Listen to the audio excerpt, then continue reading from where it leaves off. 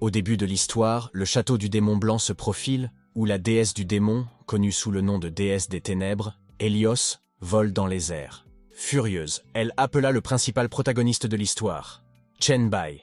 Chen demanda « Quoi ?» Hélios répondit que son échec dans la mission l'avait mise de mauvaise humeur, et qu'il devait donc aller en enfer maintenant.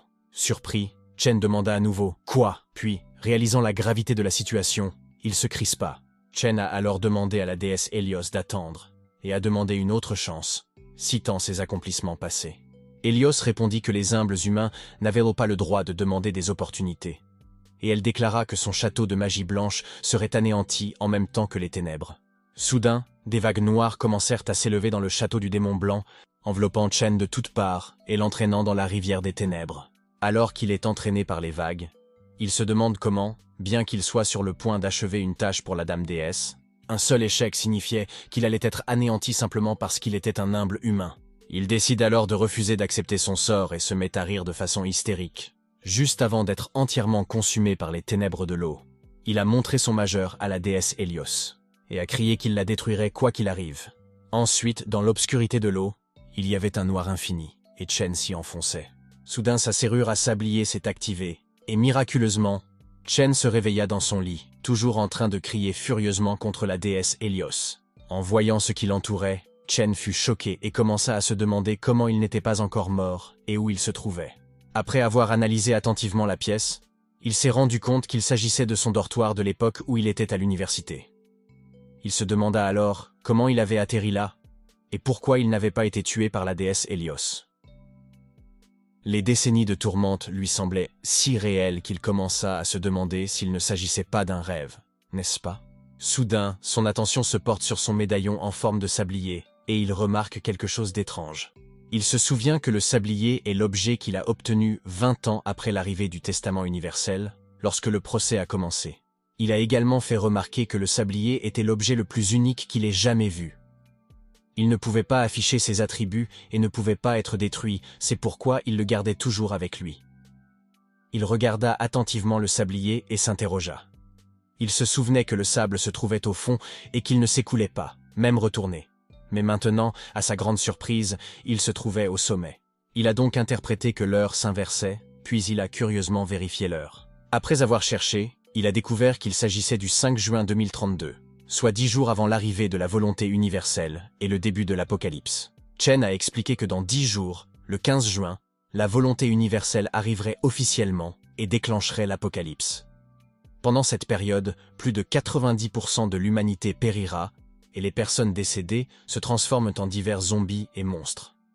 Il a également expliqué que toutes les armes conventionnelles échoueraient face à eux. Le monde entier assisterait à leur disparition en une seule nuit. Cependant, parmi les dangers de l'apocalypse universelle, il y avait aussi des opportunités. Les survivants allaient réveiller des capacités innées en eux. De nombreux équipements et objets magiques de différents royaumes allaient également descendre sur Terre en même temps que la volonté universelle. Ces trésors ont attiré l'attention d'un dieu qui contrôle les règles de l'univers. Il a également expliqué que ces dieux ne pouvant pas intervenir directement dans le procès, ils attiraient les humains sous couvert de protection, en essayant d'en tirer des bénéfices. Chen a alors révélé que dans sa vie précédente, il n'était pas assez fort. C'est pourquoi, après de nombreuses luttes, il s'est finalement placé sous le commandement de la déesse Hélios. Il a désespérément accompli les tâches qu'elle lui a confiées, essayant d'améliorer son statut. Mais il ne s'attendait pas à être effacé à cause d'une mission ratée. Ensuite, il a reçu des nouvelles sur son téléphone portable. Les gens parlaient d'un nouveau type de maladie qui ressemblait à la rage ou aux zombies d'un film. La deuxième nouvelle qu'il a reçue était que les patients de l'hôpital de Jiangcheng devenaient fous et mordirent les gens. Enfin, un événement incroyable s'est produit. Un corps en pleine dissection médico-légale s'est réveillé. Après avoir lu tout cela, il se leva et décida que cette fois-ci, il devait devenir beaucoup plus fort pour ne pas avoir à compter sur les autres. Il se promit de devenir assez fort pour que la déesse démoniaque Hélios s'incline sous ses pieds. Déterminé, il se dirigea vers l'hôpital pour y travailler. En chemin, Chen raconta que 10 ans après le début du procès, quelqu'un prétendait avoir découvert le seul moyen d'améliorer les capacités innées. Cette personne a dit que 10 jours avant le début de l'épreuve, les capacités innées devenaient effectives. Si une personne découvre et utilise ses capacités innées pendant cette période, elle peut les améliorer. Dans sa vie précédente, sa capacité innée était une résistance au virus de rang E. D'après cette méthode, il pense que pour améliorer sa capacité innée, il doit utiliser le virus pour la déclencher et la renforcer à l'avance. Une fois arrivé à l'hôpital, Chen a vu le médecin et l'infirmière discuter de la maladie. Le médecin dit qu'il n'avait jamais vu de symptômes aussi étranges. Ils étaient vraiment sans précédent. L'infirmière a également réagi en disant qu'elle avait l'impression que le patient était comme dans les films. Chen s'est donc approché de la chambre du patient et, une fois arrivé, il a vu que le patient était attaché à la civière par des cordes. Chen s'aperçoit rapidement que le patient s'est transformé en zombie. Une seringue à la main, Chen se prépara à prélever son sang. Tout en retirant le sang, Chen expliqua au zombie que pour utiliser et entraîner sa capacité innée de résistance au virus, il ne pouvait compter que sur lui-même. Après avoir prélevé une généreuse quantité de sang, il pensait que cela suffirait à déclencher sa capacité innée. Il a donc attendu un certain temps jusqu'à ce que l'hôpital dispose d'un espace libre. Lorsqu'il eut enfin un peu d'espace libre, il se rendit compte qu'il n'y avait personne dans le dortoir, car ils étaient restés debout toute la nuit. Alors qu'il allait s'injecter le sang du zombie, il se sentit un peu hésitant, car si la théorie était fausse, il risquait de mourir sur place. Mais rapidement, il décida d'oublier les conséquences et de l'utiliser. Sans hésiter, il s'injecta le sang dans la main. Tout en se l'injectant, il se remémora les combats qu'il avait menés avant la réinitialisation, endurant des décennies comme un faible, survivant à peine jusqu'à ce qu'il fasse enfin quelques progrès. S'il éveillait une capacité innée de rang E cette fois-ci, même s'il connaissait l'avenir, il craignait de manquer des opportunités parce qu'il était trop faible. Il serait donc préférable de mourir plutôt que de recommencer à zéro et d'être toujours aussi faible. Soudain, après avoir injecté le sang, il s'est effondré sur le sol. Puis il s'est réveillé au même endroit, le château du démon blanc, où Helios lui demandait d'abandonner la résistance et d'embrasser les ténèbres en tant qu'humble humain. Faire partie des ténèbres était la fin la plus appropriée pour lui. Mais cette fois-ci, Chen a réussi à se relever et a répondu à Helios avec fureur, se demandant comment il avait pu tomber à un moment aussi crucial. Puis la scène s'est déplacée vers l'hôpital, et Chen reprend conscience, en marchant bizarrement. Quelques personnes entrèrent dans la pièce et furent stupéfaites de voir Chen Bai. Ses nerfs semblaient saillir de toutes parts, et du sang coulait de ses yeux et de sa bouche. L'une de ces personnes reconnut Chen Bai, et lui demanda avec tension ce qui se passait.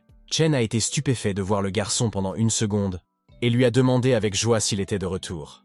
Chen a ensuite dit qu'il allait d'abord se laver le visage. Le garçon a répondu par un « d'accord ». Dans les toilettes, il se regarda dans le miroir et commença à se sentir heureux, car sa théorie s'était avérée vraie et avait fonctionné.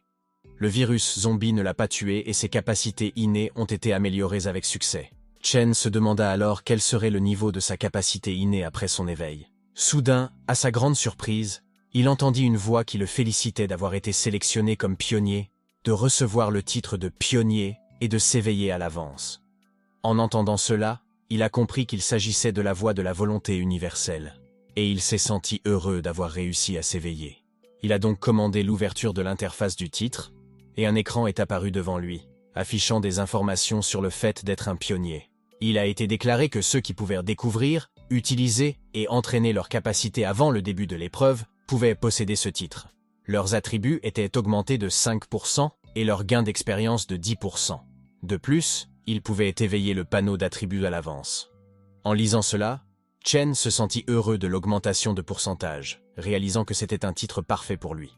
Il ordonna d'ouvrir le panneau de la capacité innée, où son niveau de capacité est indiqué comme SSS, ce qui indique qu'il possède une grande quantité de pouvoir en lui-même. Dans l'histoire, le monarque du virus se distingue par la plus grande compétence de l'élément virus. Il peut absorber, utiliser, manipuler, transformer et même créer des virus. Cependant, à cette époque, Chen ne possédait que la capacité d'absorber des virus, et la portée de l'absorption était assez limitée. Chen avait mentionné qu'il avait besoin d'une grande quantité de virus pour augmenter sa capacité, et naturellement, l'hôpital était le meilleur endroit pour acquérir des virus. Cependant, alors qu'il retournait à l'hôpital, il a été momentanément stupéfait. Il voit une foule de gens se précipiter vers lui, certains l'implorant de les aider, d'autres l'incitant à fuir. Partout, c'est le chaos. Les gens se précipitent pour sauver leur vie. Alors que Chen courait, quelqu'un lui a crié qu'il y avait une épidémie de zombies, affirmant que c'était la fin du monde. Sa surprise s'est transformée en prise de conscience lorsqu'il s'est souvenu d'une chose importante. Chen raconta que dans sa vie antérieure, il avait entendu des gens parler de 3 incidents étranges qui s'étaient produits à Zhengshang avant le début du procès. L'un d'eux était l'hôpital scellé. Il a alors compris qu'il devait s'agir de l'hôpital scellé et s'est mis à courir vers la zone infestée de zombies. En voyant cela, certains passants ont été stupéfaits et lui ont demandé ce qu'il faisait. Mais il n'a écouté personne et a foncé directement vers les zombies. S'emparant de l'un d'eux, il commence à absorber son virus. Ce faisant, sa compétence de talent de monarque viral commençait à accumuler des points qui pouvaient être utilisés pour la renforcer. Après en avoir absorbé un, il s'est attaqué à tous les autres zombies, en criant qu'aucun zombie ne pouvait lui échapper. Pendant ce temps, au 4e étage de l'hôpital, dans les toilettes, des zombies attaquent les gens. La scène montre des zombies attaquant et frappant la porte des toilettes. À l'intérieur, il y avait 2 personnes. Liu Fang, le directeur de l'hôpital, et une infirmière nommée Sujin. Le directeur Liu, tendu, dit à Sujin que c'est fini, car la porte ne tiendra plus longtemps. Au fond de lui, il savait qu'il n'y avait pas d'issue, et ils ont donc pensé qu'ils étaient condamnés. Liu tourna ensuite son visage vers Sujin. Ses yeux sont remplis de convoitise et il rit. Pendant ce temps, Sujin pleurait et se demandait ce qu'il devait faire. Soudain, elle a vu le visage du directeur Liu et ses actions étranges, et lui a demandé ce qui n'allait pas. Liu s'est alors approché d'elle avec un sourire sinistre, lui disant qu'il la poursuivait depuis si longtemps, mais qu'elle n'avait jamais accepté. Maintenant qu'ils sont sur le point de mourir, il lui propose de le laisser s'amuser avant leur mort. Stupéfaite d'entendre ces paroles, Sujin demanda à Liu s'il avait perdu la tête, s'interrogeant sur les absurdités dont il parlait. Mais avant que Liu ne puisse répondre, les zombies ont franchi la porte, prêts à entrer. À ce moment-là, Liu se crispa, criant que ce n'était pas possible, car ce n'était pas encore son heure de mourir. Paniqué, il saisit la main de Sujin et l'a utilisée comme bouclier devant les zombies, en criant qu'il ne voulait pas mourir, mais qu'il fallait bien que quelqu'un le fasse. Après l'avoir jeté vers les zombies, il s'est mis à courir. Mais comme il n'avait pas d'autre issue, il s'est retrouvé face à une fenêtre. Tendu, il se prépare à sauter de la fenêtre du 4e étage pour s'échapper. Il a tenté de sauter, mais il est resté coincé dans la fenêtre et a été attaqué par les zombies. La scène se déroule ensuite 7 minutes plus tard, où des personnes mordues par les zombies gisent mortes sur le sol, et Chen sont également arrivés sur les lieux. Chen remarque une fille du personnel médical qui semble indemne. Il se rendit compte qu'elle avait probablement été mordue récemment par un zombie.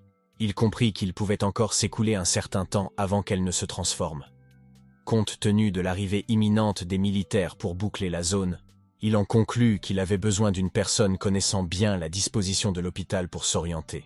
Il a décidé d'essayer d'aspirer tout le virus qu'elle contenait pour voir si cela pouvait l'empêcher de se transformer en zombie.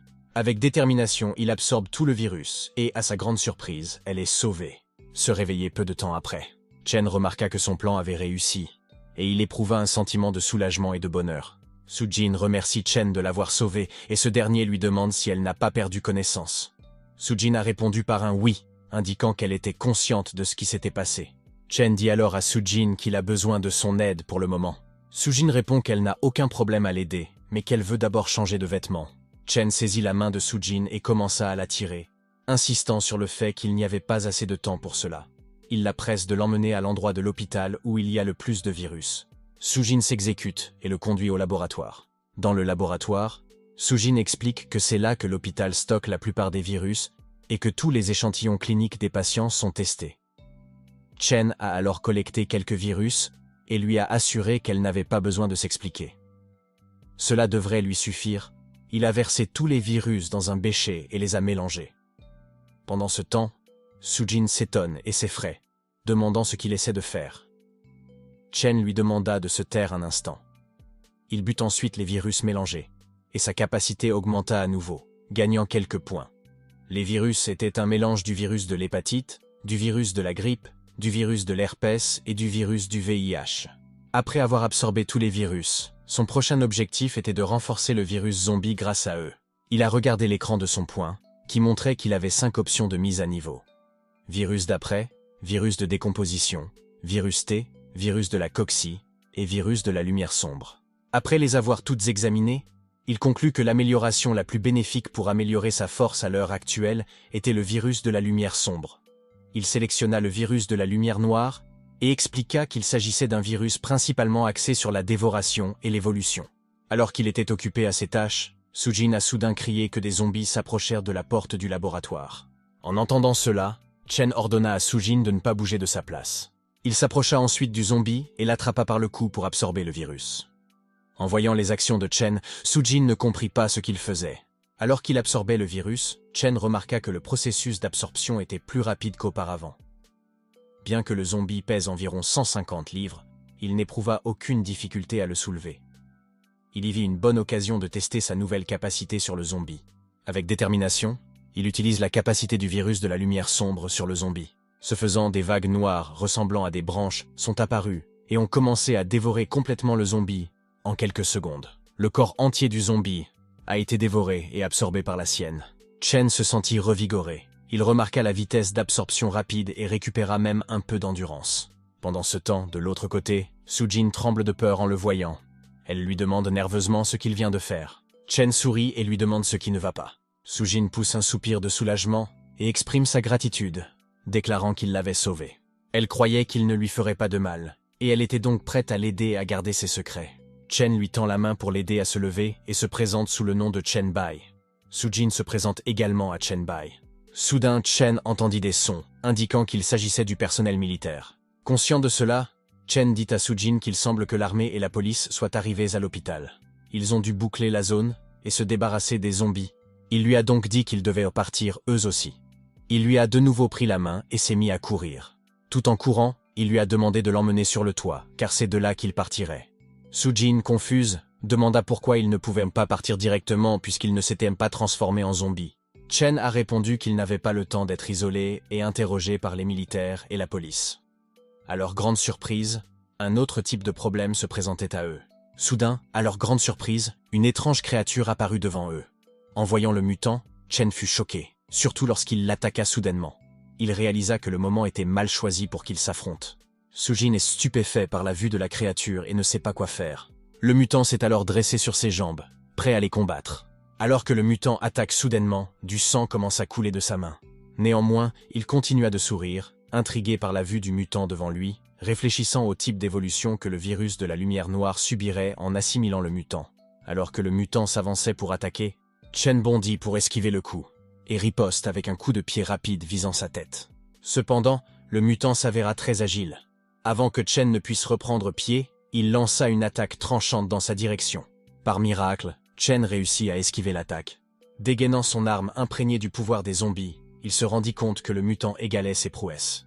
Néanmoins, il décocha un puissant coup de poing au mutant, donnant tout ce qu'il avait. Le coup de poing n'a fait que des dégâts mineurs. Chen se prépara à lancer une nouvelle attaque, conscient que si elle ne fonctionnait pas, le traitement du mutant serait un processus de longue haleine.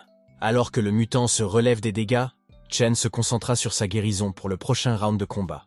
À la surprise générale, Sujin a brisé la vitre de la boîte d'urgence avec son coude et a récupéré l'as à l'intérieur. Elle cria à Chen Bai de se concentrer sur elle et lança la hache vers lui. Simultanément, le mutant s'est approché pour l'attaquer. Chen esquiva rapidement l'assaut, en attrapant simultanément la hache lancée par Sujin. Reconnaissant de son intervention, il remercia Sujin tout en se préparant à contrer le prochain mouvement du mutant. Il lança son assaut sur le mutant, déclarant que c'était maintenant leur combat. La hache à la main, il lança une série d'attaques en contournant le mutant. Enfin, il visa la jambe du mutant, qui s'immobilisa et s'agrippa à la plaie. Dans un moment de répit, Chen se détendit et remarqua en souriant qu'il était surprenant que le mutant tienne encore le coup dans de telles circonstances. Il plaça ensuite sa jambe sur la tête du mutant, se préparant à lui porter le coup décisif en lui tranchant la tête. Tandis que Chen plaisantait, avertissant le mutant de ne pas laisser de blessure sans soin et d'être vigilant à l'approche de l'anniversaire de sa mort, il a, par inadvertance, donné au mutant la possibilité de guérir. Soudain, le mutant riposta de toutes ses forces, lançant une puissante contre-attaque contre Chen. Avec le mur, Chen expulsa du sang de sa bouche, la hache lui échappant. En voyant cela, Sujin s'effraya et se crispa, s'inquiétant de plus en plus pour Chen. À la surprise générale, Chen est resté imperturbable, affichant un sourire même face à l'adversité. Il s'est dit que lorsqu'on est au bord de la mort, il n'y a pas d'autre choix que de l'embrasser, trouvant une sorte de grandeur étrange dans l'inévitabilité de la mortalité. S'adressant au mutant, Chen lui demanda s'il souhaitait le mettre en pièces.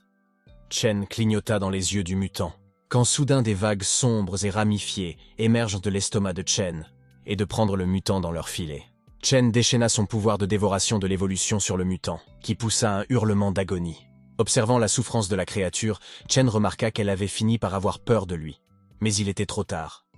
Peu à peu, Chen consuma le mutant tout entier, ne laissant rien derrière lui. Sujin, choquée et terrifiée par la scène qui se déroulait devant elle, trouva tout de même le courage de féliciter Chen pour son remarquable exploit. Lorsque le processus de dévoration se termina, il devint évident que Chen avait absorbé un zombie griffu de 2e stade. La transformation du virus de la lumière noire se poursuivit, et une fois achevée, Chen acquit la capacité de griffe d'os caractéristique du zombie griffu. À sa grande surprise, les mains de Chen ressemblèrent désormais à des griffes mortelles.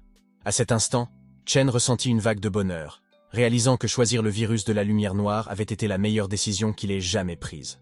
Alors que les militaires arrivent sur les lieux, ils ont demandé si Chen et Su-jin étaient en vie, leur demandant de lever la main si c'était le cas. La frustration passa sur le visage de Chen à cette demande. Les militaires ont réitéré leur commandement, avertissant que s'il n'y avait pas de réponse après avoir compté jusqu'à 3, ils ouvriraient le feu.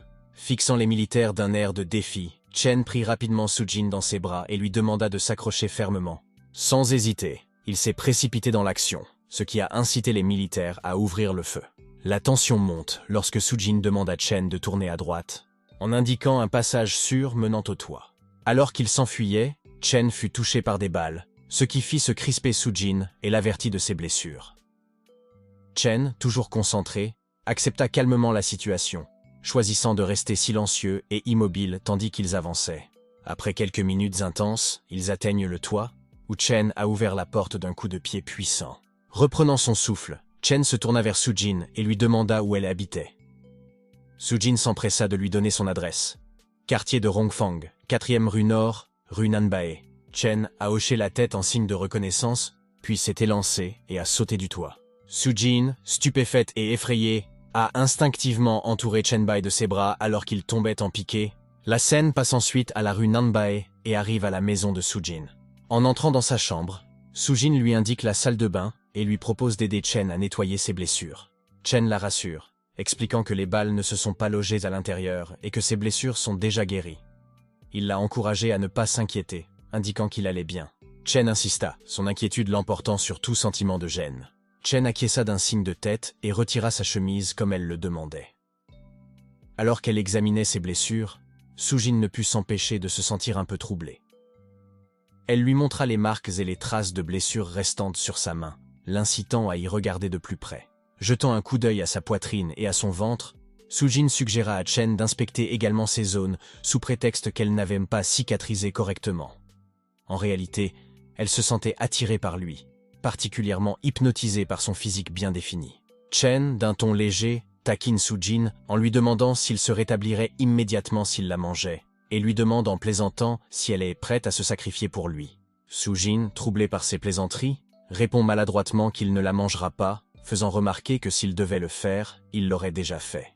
À la surprise de Su-jin, Chen se rapprocha soudain d'elle et lui chuchota à l'oreille, révélant ainsi que sa supposition était erronée. Il lui avoua qu'il ne l'avait pas mangée plus tôt parce que les circonstances ne s'y prêtaient pas. Su-jin, surprise par la révélation de Chen, ressentit une poussée d'excitation et se retrouva à court de mots. Soudain, à sa grande surprise, Chen enleva le tissu déchiré de son corps, indiquant que l'environnement était maintenant propice à sa précédente suggestion. Chen lui demanda à nouveau si Su-jin était prête à se sacrifier pour l'aider à se rétablir.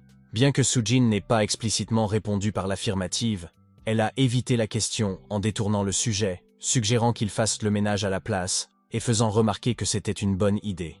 Chen interprète la réponse de Su-jin comme un oui indirect. Lever sa réticence, de le dire franchement à cause de l'embarras. D'un signe de tête, il s'est penché vers lui et l'a embrassé, ce qui a déclenché un moment de passion entre eux. Ils ont partagé une connexion profonde, culminant dans une rencontre intime. Cependant, au beau milieu de leur intimité, le téléphone de Chen-bai se met à sonner sans cesse, bombardé de notifications de messages. Les amis de Chen-bai, Zhao-mu et Song-ge, lui ont envoyé des messages, s'inquiétant de son état de santé. Song-ge a demandé s'il allait bien, ayant appris d'un autre ami qu'il s'était rendu à l'hôpital Jiangcheng.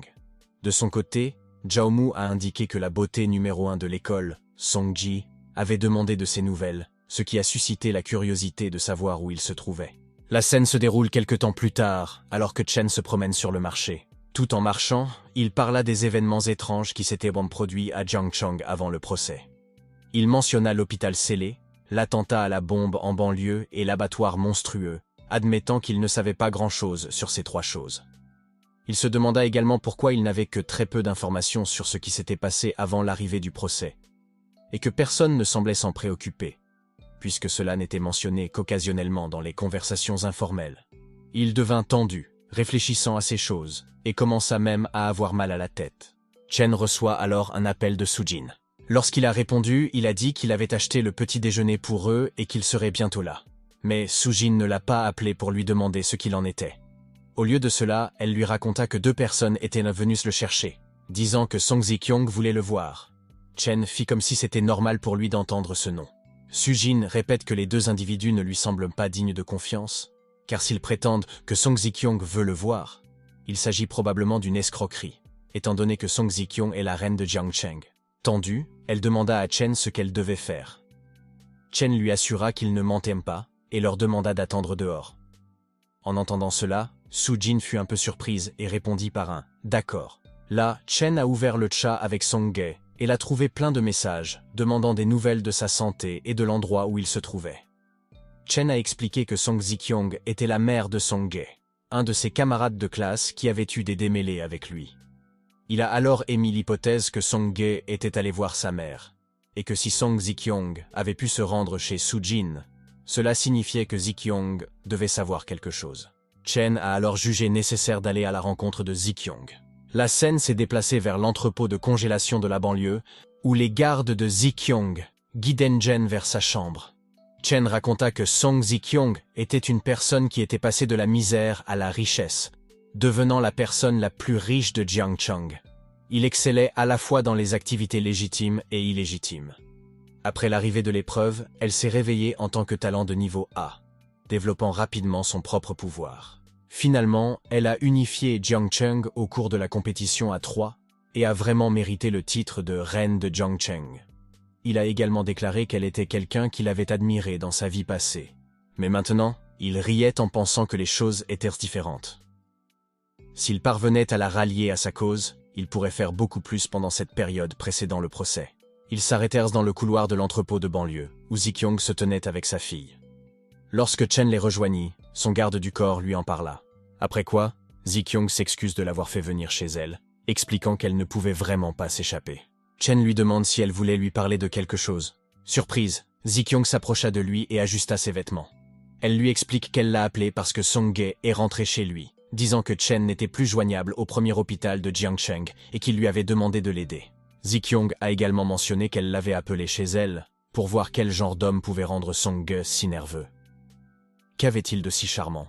Chen a répondu qu'il n'aimait pas tourner autour du pot et lui a demandé pourquoi elle l'avait appelé. Ji-kyung sourit et dit qu'il était assez direct et qu'elle ne tournerait pas autour du pot non plus.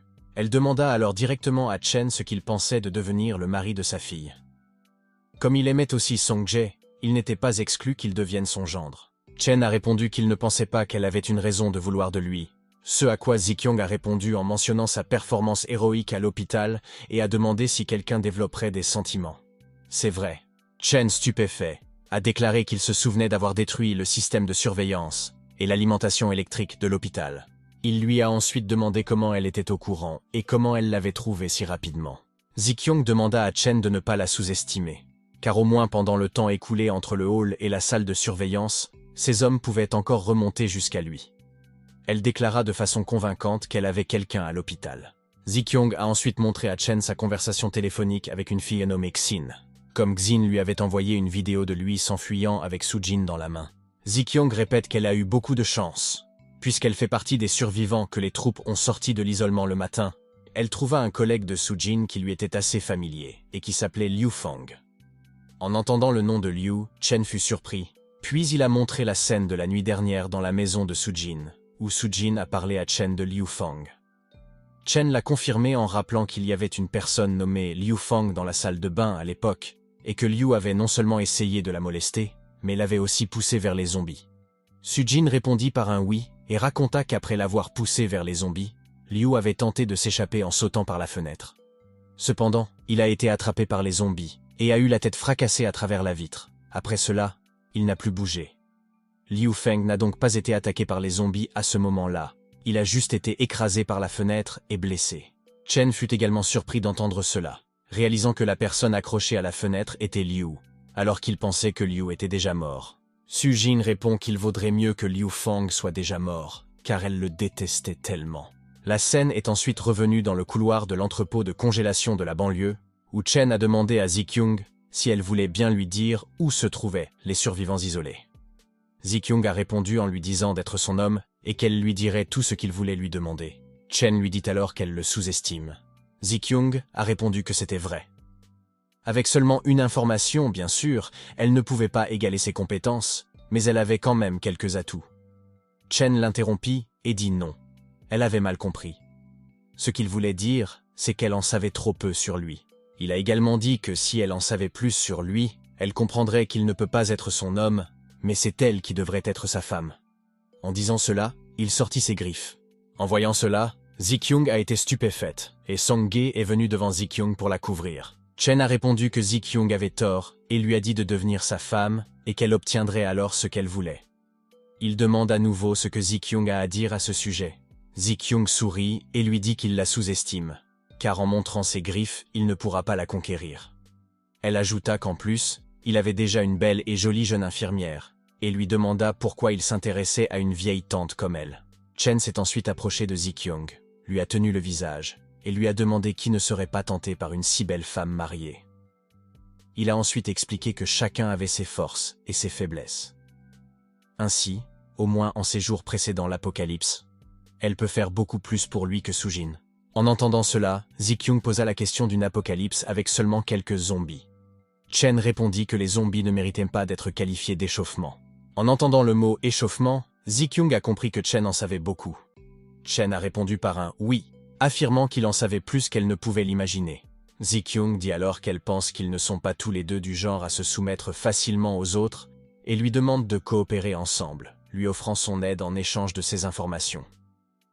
Elle demande à Chen ce qu'il en pense. Chen répondit par un « d'accord », car il pensait que conquérir la reine de Jiangcheng n'était pas facile.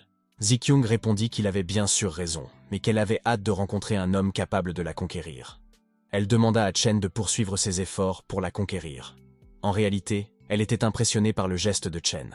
Soudain, ils entendirent des coups de feu provenant de l'extérieur. Chen est choqué et demande « Des coups de feu? Qu'est-ce qui se passe ?» Tandis, Zi-Kyung raconte que la nuit précédente, le commandant Huang de la région militaire de Jiangcheng avait envoyé le capitaine Zhao pour négocier avec elle. Ils avaient réquisitionné des entrepôts réfrigérés pour stocker les zombies vivants et les survivants sauvés des capitales isolées. Les tirs devaient donc provenir de là, mais elle se demandait comment les choses avaient pu mal tourner, car il n'y avait qu'une trentaine de zombies enfermés dans la chambre froide, à peine capables de se déplacer. Chen commença à se demander s'il ne s'attendait pas à ce que la découverte des zombies se fasse si rapidement en raison de leur lenteur à basse température. Cependant, il ne savait certainement pas que les conditions extrêmes augmentèrent la probabilité de mutation des zombies. Soudain, il se concentra sur la situation. Il se trouvait dans la chambre froide de la banlieue, et des zombies mutants s'y trouvaient également. Il se rend compte qu'il pourrait s'agir de l'endroit où a eu lieu l'attentat à la bombe dans la banlieue. Il s'en réjouit et demande à Zi-Kyung d'y aller, car ils doivent vérifier. Une fois sur place, il se demanda de quel type de mutation il s'agissait.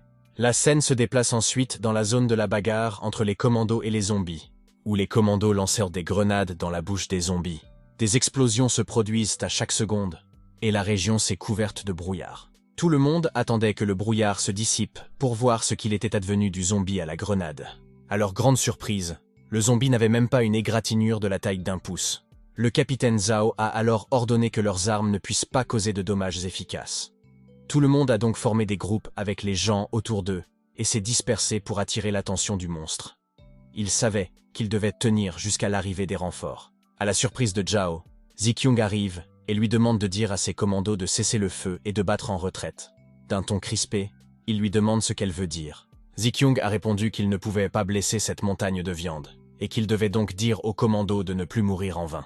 Elle demanda également au capitaine Zhao de leur dire de protéger ses employés de l'entrepôt frigorifique et les survivants de l'hôpital d'isolement qu'il avait amenés chez elle et de les faire sortir rapidement. Jay répondit que c'était impossible car le monstre n'était pas lent et que personne ne pouvait s'échapper sans le maîtriser. Soudain, il est apparu qu'une jeune fille nommée Luli était allongée sur le sol et sur le point d'être attaquée par le monstre de viande. Zi-Kyung demande à nouveau au capitaine Zhao de faire ce qu'elle dit et de ne pas s'inquiéter pour le monstre car quelqu'un s'en occupera. De l'autre côté, Chen s'est interposé entre le monstre et Luli pour la sauver. Il a tenu le monstre pour l'empêcher d'attaquer, et c'est là qu'il a raconté qu'il venait d'attraper le monstre et qu'il s'est presque disloqué. Elle avait tellement grandi qu'elle semblait ne pas pouvoir être traitée par les soldats. Le monstre de viande allait attaquer Chen, mais celui-ci esquiva l'attaque en s'éloignant rapidement et contre-attaqua avec ses griffes sur le bras du monstre. À nouveau, le monstre et Chen se trouvaient face à face. Le monstre voulut le frapper, mais Chen s'écarta juste à temps. Le monstre frappa les murs à la place. Voyant cela, le capitaine Zhao demanda à Zikyung ce qui se passait, si elle élevait un monstre. Zikyung rit et demande à Zhao de quoi il parle en lui disant de bien regarder. C'était un humain. Elle a également révélé que Chen était son partenaire. Chen grimpa dessus, demandant au monstre de viande de ne pas les manger car il les gaspillerait tous. Chen commença alors à dévorer tous les bœufs avec ses compétences. Et une fois de plus, les branches de la vague sortirent et attachèrent tous les bœufs en elle. Alors qu'il dévorait les bœufs, le monstre a saisi l'occasion et l'a attaqué. Mais il esquiva à nouveau l'attaque et sauta au loin. Finalement, la dévoration fut si rapide qu'au moment où il esquiva l'attaque, celle-ci était terminée, et il gagna un peu de force et d'endurance. Chen était heureux d'annoncer que le bœuf était vraiment de première qualité, car il permettait non seulement de stocker son énergie, mais aussi d'augmenter son niveau. Chen remarqua alors que le monstre avait l'air fatigué, et il pensa que Mazanter essayait de se réapprovisionner car il était presque épuisé. En effet, le monstre grattait les pierres en tâtonnant. Chen a saisi sa chance et s'est empressé d'attaquer le monstre, car c'était au tour de ce dernier de mourir. Le monstre vit que Chen allait attaquer, mais la fatigue l'empêcha d'agir et il fut frappé par Chen. Zhao et Zikyung étaient stupéfaits. Chen a ensuite attaqué le monstre avec ses griffes, encore et encore, pour le rendre plus impuissant. Après s'être assuré que le monstre était désormais incapable d'agir, Chen sut qu'il était temps de le dévorer. Il ordonna alors d'activer sa compétence de dévoration. Après quoi, des branches de vagues noires sortirent de sa main, couvrant et attachant le monstre de partout. En voyant cela, Zhao fut choqué et s'écria qu'il n'était certainement pas possible pour un humain de faire ce que Chen était en train de faire. Pendant ce temps, Chen commençait à dévorer lentement le monstre de viande. Zhao a répété que Chen ne pouvait pas être une personne. Il se dit alors que c'est son heure, car tant que les deux monstres ne bougent pas, il peut faire ce qu'il veut. Zhao demande alors à son talkie-walkie si les renforts sont arrivés, car il doit demander le lancement d'un missile, et les coordonnées sont celles de l'entrepôt de la banlieue. Mais avant que Zhao ne puisse terminer son ordre, Zikyung lui pose la main sur l'épaule, et lui a demandé de rester calme et de bien réfléchir. Elle lui rappelle que Chen les aide maintenant et qu'il l'a même sauvé. Elle lui a conseillé de ne pas faire de bêtises, car cela se terminerait très mal pour tout le monde. La scène s'est ensuite déplacée 10 minutes plus tard, où tous les commandos visaient Chen avec leurs boucliers pour leur sécurité. Le capitaine Zhao demande à tout le monde d'être en état d'alerte et de se tenir prêt avec leurs balles chargées. Zikyung demande à Zhao de ne pas oublier ce qu'il lui a dit. Le capitaine Zhao répondit qu'il se souvenait de ce qu'il avait dit et qu'il n'ordonnerait pas d'attaquer tant que Chen ne les aurait pas attaqués en premier. D'un autre côté, Chen augmentait sa puissance en gagnant 500 points de virus, et même son nouveau talent nommé Virus King était débloqué. En dévorant un mutant rare, toutes les capacités du virus de la lumière noire furent grandement améliorées. Il avait également acquis une nouvelle capacité appelée Marteau lourd. Après avoir acquis cette capacité, il était heureux de son évolution car il pouvait ressentir une force incroyablement puissante. Mais malheureusement, il n'y a rien à tester pour l'instant. Il a ensuite indiqué qu'il avait réalisé son plus gros gain de la journée, à savoir un noyau de montagne en chair. Le noyau de la montagne de chair était un matériau très rare et pouvait être utilisé pour fabriquer des équipements. S'il trouvait un moyen de la contrôler, il pourrait même l'utiliser pour créer un mur de chair capable de croître indéfiniment. Il se dit alors: devrait-il le nourrir davantage et faire pousser une autre montagne de chair pour tester sa force? Soudain, il a été appelé par Zikyung et a donc caché le noyau dans la poche de sa veste. Zikyung demande alors à Chen de lui présenter Lu Li. Chen répond qu'il connaît Lu Li car elle est une journaliste bien connue à Zhengcheng et une célébrité quelque peu célèbre sur Internet. Chen sourit alors et lui demande si c'est elle qui l'a filmé en secret à l'hôpital. Lu Li, fascinée par lui, répondit joyeusement par un oui, confirmant que c'était bien elle, et le remercia de l'avoir sauvé 2 fois. Chen répondit que c'était juste une coïncidence de l'avoir sauvé 2 fois, et demanda si elle avait enregistré le moment où il avait éliminé le mutant de la montagne de viande. En entendant cela, Lu Li devint un peu tendue et s'excusa, expliquant que c'était son habitude professionnelle, mais que s'il le voulait, elle pouvait l'effacer. Chen lui dit alors de le garder et de ne pas l'envoyer, car il en avait l'utilité. Lu Li a répondu qu'elle l'avait reçu. Le capitaine Zhao s'approcha alors de Chen et lui dit que le commandant militaire de leur district, Huang, espérait que Chen pourrait expliquer aux militaires tout ce qu'il savait et ce qu'il était. En entendant cela, Chen n'a pas répondu, et commença à s'interroger sur le commandant Huang Xingqiu, un nom qu'il avait du mal à oublier car après les épreuves, Huang contraignait les éveillés faibles et seuls, les utilisant comme des porcs et des chiens. Chen se souvenait aussi qu'au début, ils avaient utilisé le patriotisme et la droiture nationale pour réconforter tout le monde. Mais qu'ensuite, ils s'étaient contentés de coups et d'insultes arbitraires. Il était l'un d'entre eux, luttant et mourant de faim, incapable de prendre un repas convenable. Il a également raconté que la chose la plus ridicule était que toute personne qui essayait de partir était accusée de trahison et pourchassée. Cela l'a obligé à quitter Jiangcheng. Dans le présent, Chen demande à Ziyong, en s'adressant à elle sous le nom de Boss Song, s'il doit aller s'expliquer. Ziyong a répondu par la négative, car elle ne savait rien pour l'instant. Chen a essayé de dire quelque chose à propos des conséquences. Ziyong lui a alors demandé de ne pas s'inquiéter, car elle s'en chargerait. Zhao a crié et a dit qu'il espérait qu'ils comprenaient tous les deux le devoir d'être des citoyens de Longguo. Ziyong s'est alors rapproché de Zhao et lui a dit furieusement que le devoir n'était qu'une plaisanterie. Elle a même demandé à Zhao d'arrêter de parler comme un officiel, lui rappelant qu'il n'était qu'un chef de section, pas assez qualifié. Elle a également demandé à Zhao d'aller dire à Huang Xingqiu que s'il avait le moindre problème, il devait d'abord venir la voir. Zhao, entendant cela, devint tendu et s'apprêta à dire quelque chose. Mais avant qu'il ne puisse le faire, un de ses soldats s'est approché et a demandé ce qu'il devait faire au sujet du personnel isolé qui causait des problèmes. En entendant cela, Chen s'excita et demanda s'il y avait quelqu'un du nom de Liu Feng parmi eux. Le capitaine Zhao demanda également si ce que disait Chen était vrai. Le soldat répondit par l'affirmative, confirmant que Liu était celui qui causait le plus de problèmes. Chen informe alors le chef de section Zhao qu'il veut voir Liu Feng. Zhao accepta et demanda à son soldat de leur amener Liu Feng. Au bout d'un certain temps, Liu est arrivé et a demandé à Zhao s'il le cherchait et si son père l'avait appelé, en précisant que son père était Liu Huainong, le vice-président du premier hôpital. Soudain, à la surprise de Liu, Chen posa sa main sur l'épaule de Liu. En réalité, Chen injectait le virus du zombie à Liu Feng, mais il dit à Liu qu'il le cherchait parce que quelqu'un lui avait demandé de lui transmettre un message. Liu Feng, confus, demanda à Chen qui il était.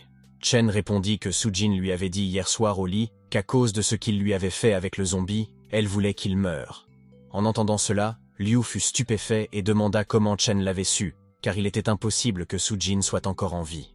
Soudain, à la surprise générale, Chen recula et demanda à tout le monde de reculer, disant que Liu était sur le point de se transformer en zombie.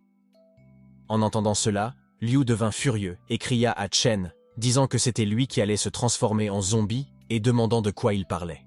Mais tout le monde se protégea, et les soldats se préparèrent également avec leurs armes. Liu Feng s'est alors mis en colère contre Chen et a commencé à courir vers lui pour l'attaquer, demandant si Chen essayait de le piéger. Car comment Su Jin pouvait-elle être avec lui? Alors que Liu était furieux et courait vers Chen pour le battre, son corps se transformait lentement en zombie, ce qu'il ne remarquait pas lui-même. Au moment où il s'est approché pour attaquer Chen, ce dernier a utilisé son coup de poing marteau sur Liu, et Liu a été projeté au loin. En entendant cela, Zhao fut stupéfait et se demanda comment Chen pouvait être un mutant et s'il était vraiment humain. Pendant ce temps, Chen était impressionné par la puissance du coup de marteau. Chen dit ensuite à Ziqiong, en s'adressant à elle en tant que patronne Song, qu'elle s'est bien débrouillée et qu'il pourra partager certaines informations avec elle à leur retour. Ziqiong se rapprocha de lui et lui dit qu'il pouvait l'appeler Ziqiong, ou Song Jie à partir de maintenant. En entendant cela, Chen se demanda pourquoi. Que s'était-il passé soudainement? Ziqiong répondit qu'elle ne pensait pas que cela valait la peine d'être sa partenaire. Il demanda alors si c'était encore possible pour ceux qui voulaient être avec lui, s'enquérant indirectement de la possibilité qu'elle devienne la femme de Chen. En entendant les questions de Ziqiong, Chen comprit qu'elle était fascinée par lui, et il lui répondit que cela dépendait de sa valeur et de ses performances. La scène se déroule quelque temps plus tard, alors que Ziqiong et d'autres personnes rentrent chez elle. Dans la voiture, Ziqiong demande à Chen de venir dîner chez elle. À ce moment-là, Chen a demandé à Ziqiong de ne pas le déranger jusqu'à ce qu'ils arrivent chez elle. Ziqiong a répondu par un « d'accord ». Chen se demanda alors s'il était temps de procéder au tirage au sort, et il alla voir s'il y avait de bonnes récompenses pour avoir vaincu la montagne de viande. Chen ouvrit son inventaire pour vérifier les objets qu'il possédait. À sa grande surprise, il y avait 2 livres de compétences qu'il pouvait utiliser. Le premier livre était Rage Bloodlust, qui augmentait tous les attributs de 3 pendant 10 minutes, avec un temps de recharge de 1 jour, mais tous les attributs diminuaient de 50%. En le lisant, Chen se dit que le premier livre était totalement inutile pour lui. Il s'est ensuite penché sur le deuxième livre. Le deuxième livre était Muscle Enhancement, qui augmentait considérablement la masse musculaire et doublait le taux de croissance de la force et de la construction. Mais Chen n'était pas non plus satisfait du deuxième livre. Il a ajouté que, d'après ce qu'il savait, ceux qui avaient utilisé le livre sur l'amélioration des muscles dans leur vie antérieure s'étaient tous transformés en monstres musculaires, réduisant considérablement leur flexibilité.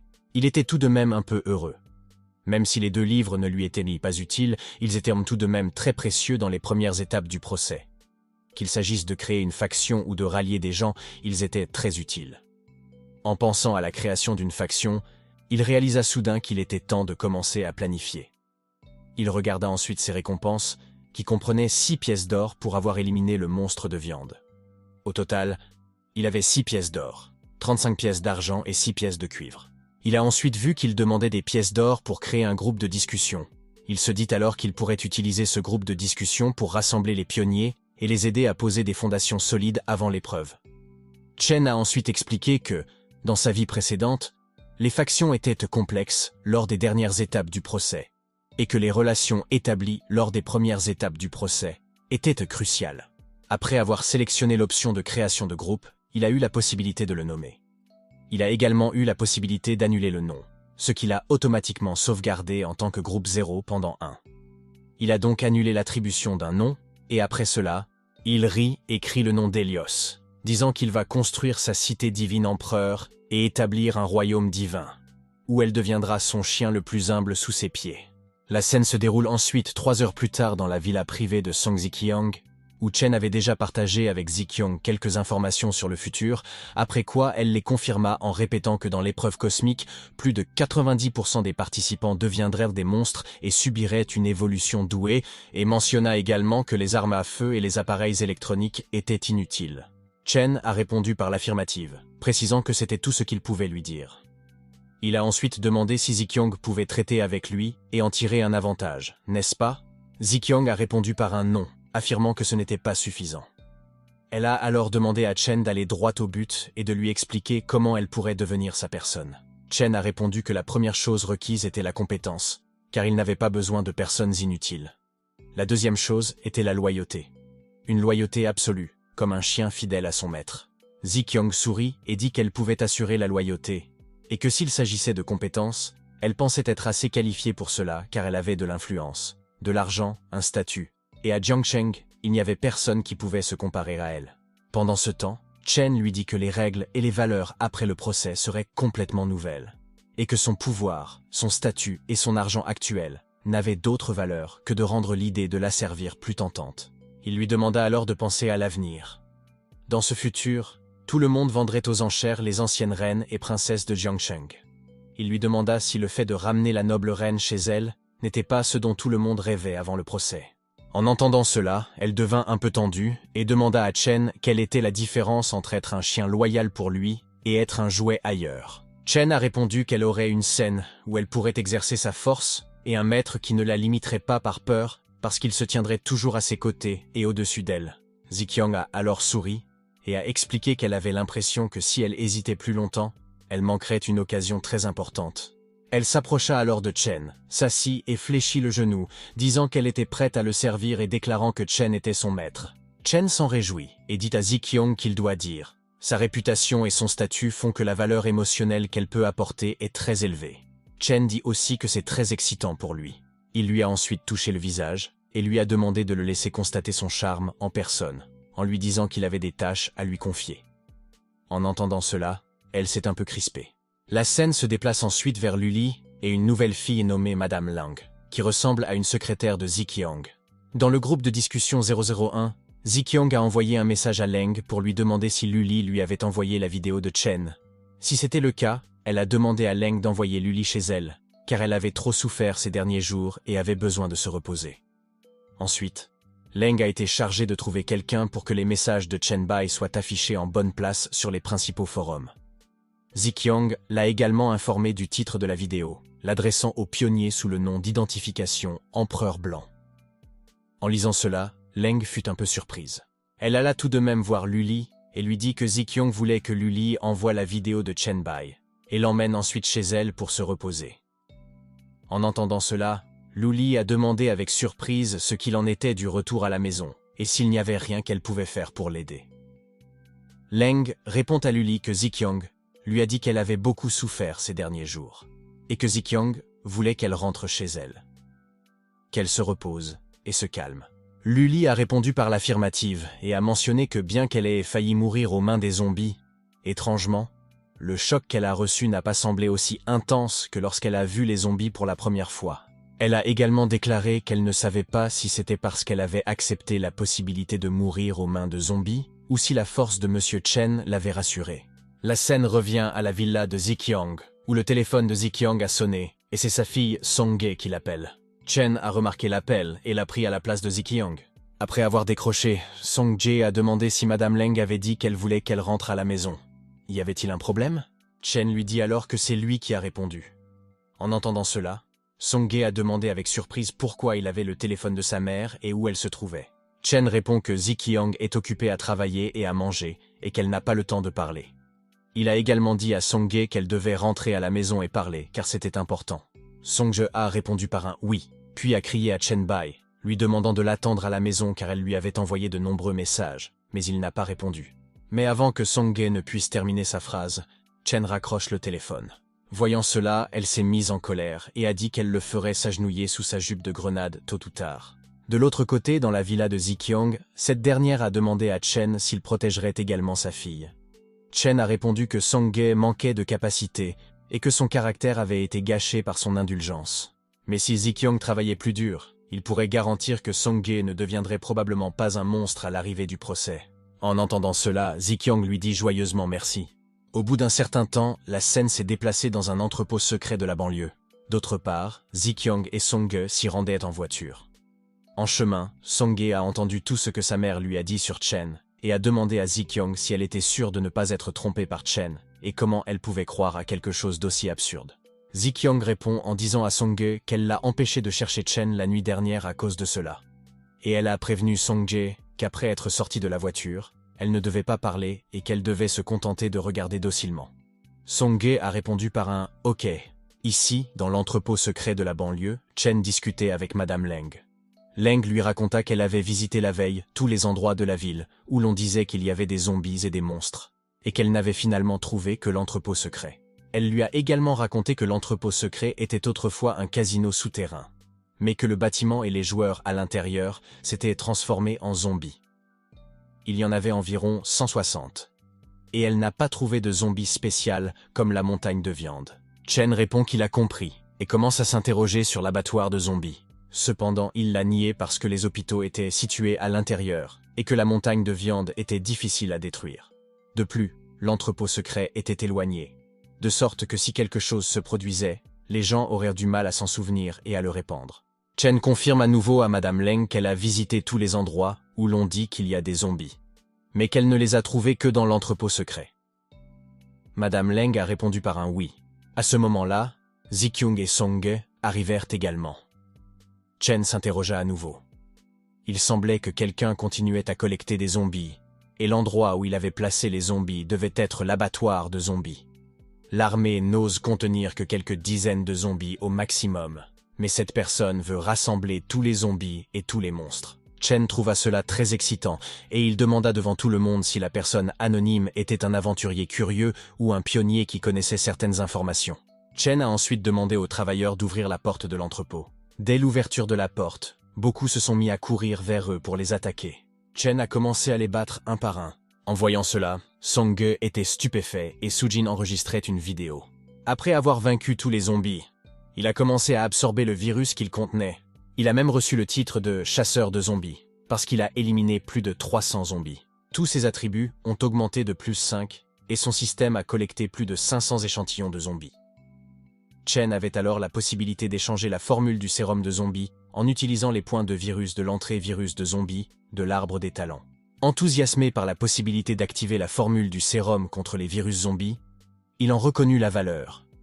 Même les talents éveillés peuvent être menacés par les virus zombies, car tout le monde n'est pas immunisé contre les virus et ne possède pas un physique ultra fort. Il a donc débloqué la formule en utilisant 300 points de virus. Il demande ensuite à Zi-Kyung d'appeler tout le monde dans l'entrepôt et lui demande si elle se souvient de ce qu'il lui a dit avant leur départ. Zi-Kyung a répondu par un « oui ». Mais Song-ge s'est senti très dégoûté en voyant les monstres et les zombies se faire anéantir de la sorte. Zi-Kyung a expliqué que le fait de combattre les zombies avec des armes froides réduirait considérablement les risques de se transformer en monstres au cours de l'épreuve. En éliminant les zombies sains et saufs, on ne les transformera pas en monstres. Il a ensuite pris un zombie dans sa main et a dit qu'il voulait voir leur talent.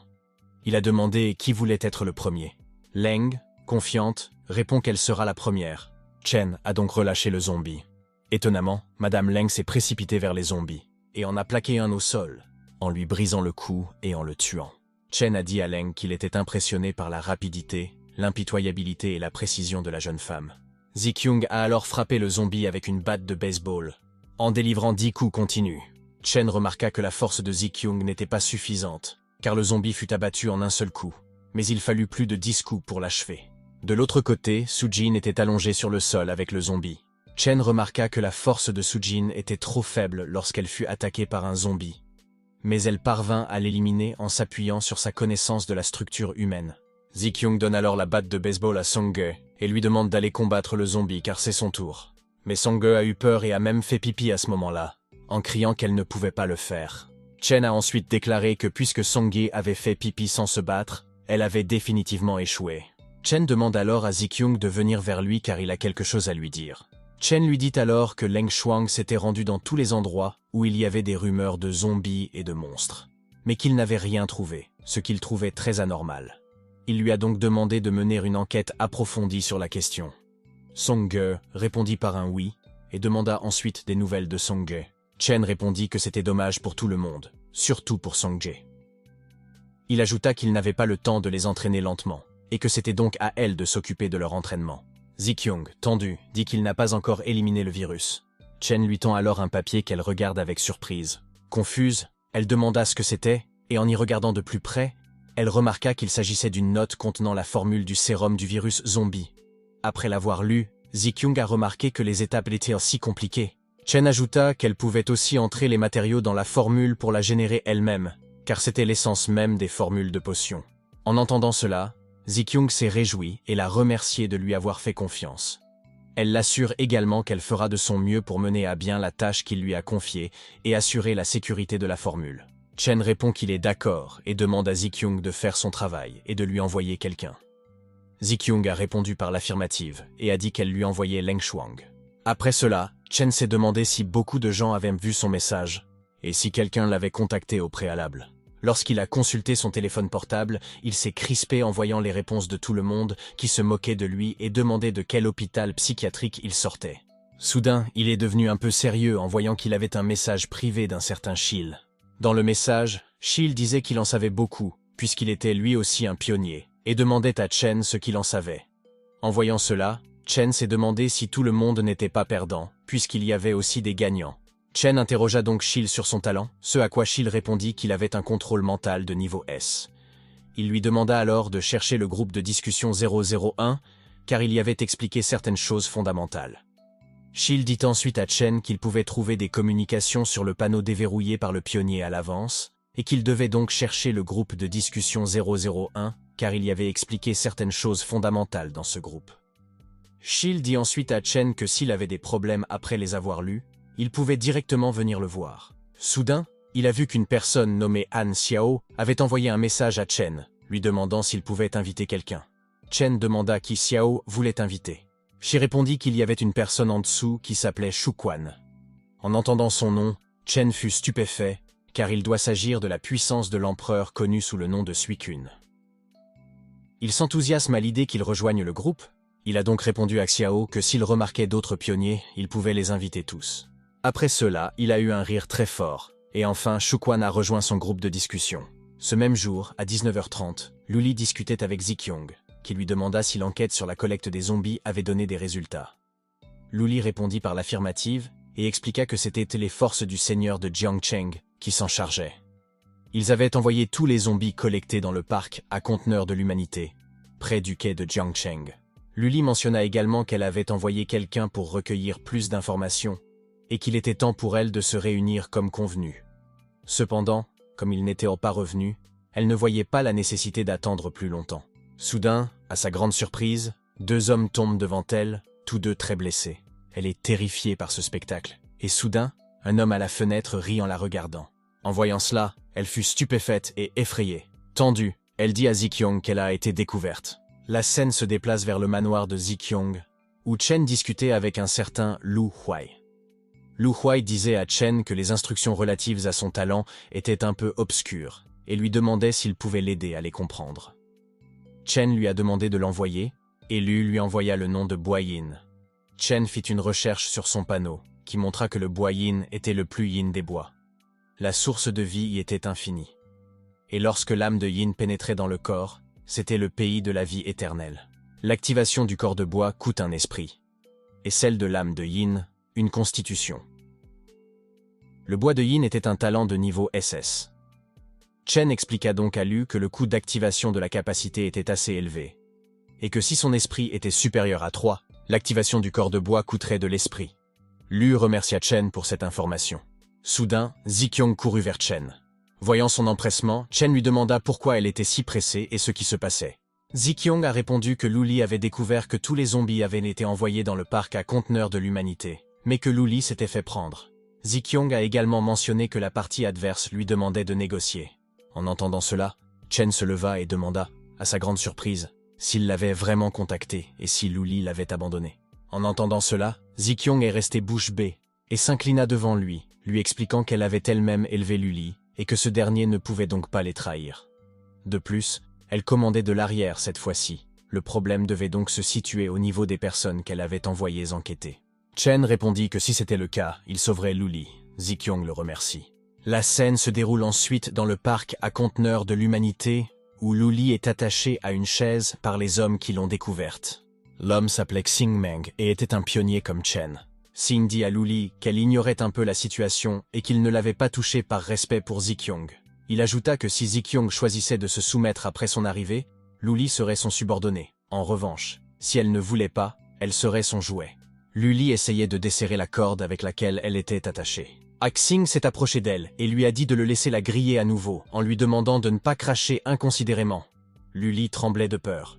Soudain, la voix de Chen retentit, disant qu'un toast n'a pas été porté. Le vin de punition n'avait pas bon goût. Il fit également remarquer que sans grâce, la fille ne l'aimait peut-être pas. Il était évident que Chen mangeait paisiblement à la table de Xing. Xing fut également choqué de voir Chen et commença à se demander pourquoi Chen était venu s'asseoir à sa table sans qu'il le sache. Chen se leva et demanda à Lu Li si elle avait faim. Il lui répondit qu'il avait goûté le steak et qu'il n'était pas si mauvais que cela. En voyant cela, Xing devint furieux car Chen agissait comme s'il s'agissait d'une plaisanterie. Chen a alors nourri Lu Li, qui s'est senti gêné à ce moment-là. Il a ensuite dit à Xing qu'il était venu pour ramener Lu Li. Xing demanda alors si c'était Zikyong qui l'avait envoyé, mais il le nia bientôt lui-même, réalisant que si Chen pouvait s'approcher aussi près de lui sans qu'il s'en aperçoive, Chen devait lui aussi être un pionnier. Pendant que Xing s'en occupe, Chen ouvre la corde qui entoure Lu Li et lui a demandé de sortir car Zikyong l'attendait dans la voiture. Elle a répondu par un « OK » et est partie. Xing, la voyant partir, dit à Chen qu'il semblait que Zikyong était déjà sous le contrôle de Chen. Chen a répondu à Xing en disant qu'il avait raison. Xing dit alors que c'est intéressant. Autant qu'il le sache, il est peu probable que la reine de Jiangcheng se rende si facilement, n'est-ce pas? Chen doit donc avoir de nombreuses méthodes intéressantes. Il a également mentionné qu'il pourrait échanger des idées, car il était toujours très intéressé par ces questions. Il raconta ensuite que parmi les 3 forces majeures de Jiangcheng, il avait soumis le seigneur et Chen la reine. Il ne restait donc plus que le commandant. Xing demande à Chen de l'aider à devenir le roi de Jiangcheng, et ils feront de Chen un confident. Xing demande à Chen d'accepter ses conditions, mais Chen répond qu'il refuse l'offre de Xing. En entendant cela, Xing s'est mis en colère, et a jeté le verre de vin par terre. Xing dit alors à Chen de ne pas s'inquiéter, car il avait un talent de niveau S, le niveau le plus élevé. Il demanda également à Chen s'il voulait boire le vin de la punition. Chen a ensuite raconté qu'avant de venir, il avait regardé autour de lui et découvert que non seulement Xing collectionnait les zombies, mais qu'il en créait également avec des personnes vivantes. Chen a fait remarquer qu'avoir une capacité aussi puissante que celle de Xing était nuisible et inutile, et qu'il valait mieux qu'il meure tôt. Chen a également dit que Xing ne méritait pas son aide parce que son talent était de niveau SSS. En entendant cela, Xing rit et sort sa forme d'arme, expliquant à Chen que son talent s'appelle « progression de l'abattage ». Il expliqua qu'il pouvait transférer de façon permanente des parties des attributs de la cible tuée à lui-même et qu'il pouvait croître indéfiniment. Et cette capacité invincible de haut niveau n'était que d'un seul niveau. Xing demanda alors à Chen s'il était dans une capacité SSS. Si Chen avait peur de devenir instantanément un dieu, Chen répondit qu'il était assez proche, mais qu'il pouvait le lui dire. Chen s'interrogea alors, pensant qu'il s'agissait d'une compétence de type combat pure à croissance illimitée, comme une griffe, qui devrait être un équipement. Mais en entendant tout cela, Xing s'est mis en colère et a couru vers Chen pour l'attaquer, en criant qu'il espérait que Chen augmenterait ses attributs après la mort. Xing demanda alors à Chen de ne pas le décevoir, mais Chen esquiva l'attaque et commanda sa capacité spéciale de marteau pour l'utiliser au moment de l'attaque. En le voyant esquiver, Xing comprit qu'il avait un talent de métamorphose, ce qui était intéressant, mais la force de Chen n'était pas suffisante pour être vue. En entendant cela, Chen se demanda s'il s'agissait vraiment d'une compétence. Il semblait que Xing n'expliquait pas complètement ses capacités, et Chen ne savait pas non plus quel était l'effet de cette capacité, alors il devait être prudent. Xing attaqua à nouveau Chen avec ses griffes, et pour se défendre, Chen a utilisé sa main marteau. Leurs coups de poing s'entrechoquent, créant un grand impact dans leur environnement. Après ce coup de poing, Xing s'envole un peu, mais il s'est vite empêché d'être emporté par le vent et attaqua en retour vers Chen. Chen donna également un coup de poing avec sa main marteau, mais cette fois-ci, Xing arrête l'attaque en se tenant la main. À ce moment-là, Xing demanda à Chen s'il allait bien ou non, car il ne pensait pas qu'il lui restait beaucoup de force. Il a également demandé si Chen était un talent de la SSS, l'invitant à cesser de cacher son pouvoir et à montrer ce qu'il avait dans le ventre. Chen répondit qu'il avait déjà utilisé ses compétences, mais que Xing n'était pas en mesure de les reconnaître. Xing cria à Chen d'arrêter de raconter des conneries comme ça et lui lança une attaque à pleine puissance. En voyant cela, Chen se crispa un peu. Xing donnait alors un coup de poing à Chen, qui s'envole et se heurte au mur. Et Xing déclara alors que la force, le physique et l'agilité de Chen étaient tous inférieurs à sa puissance, mais Chen faisait constamment semblant d'être fort. Xing dit alors à Chen que ses petites tours ne sont rien face à sa puissance absolue. Soudain, à la surprise de Xing, il crache du sang sans crier gare. Il est choqué et se demande ce qui se passe.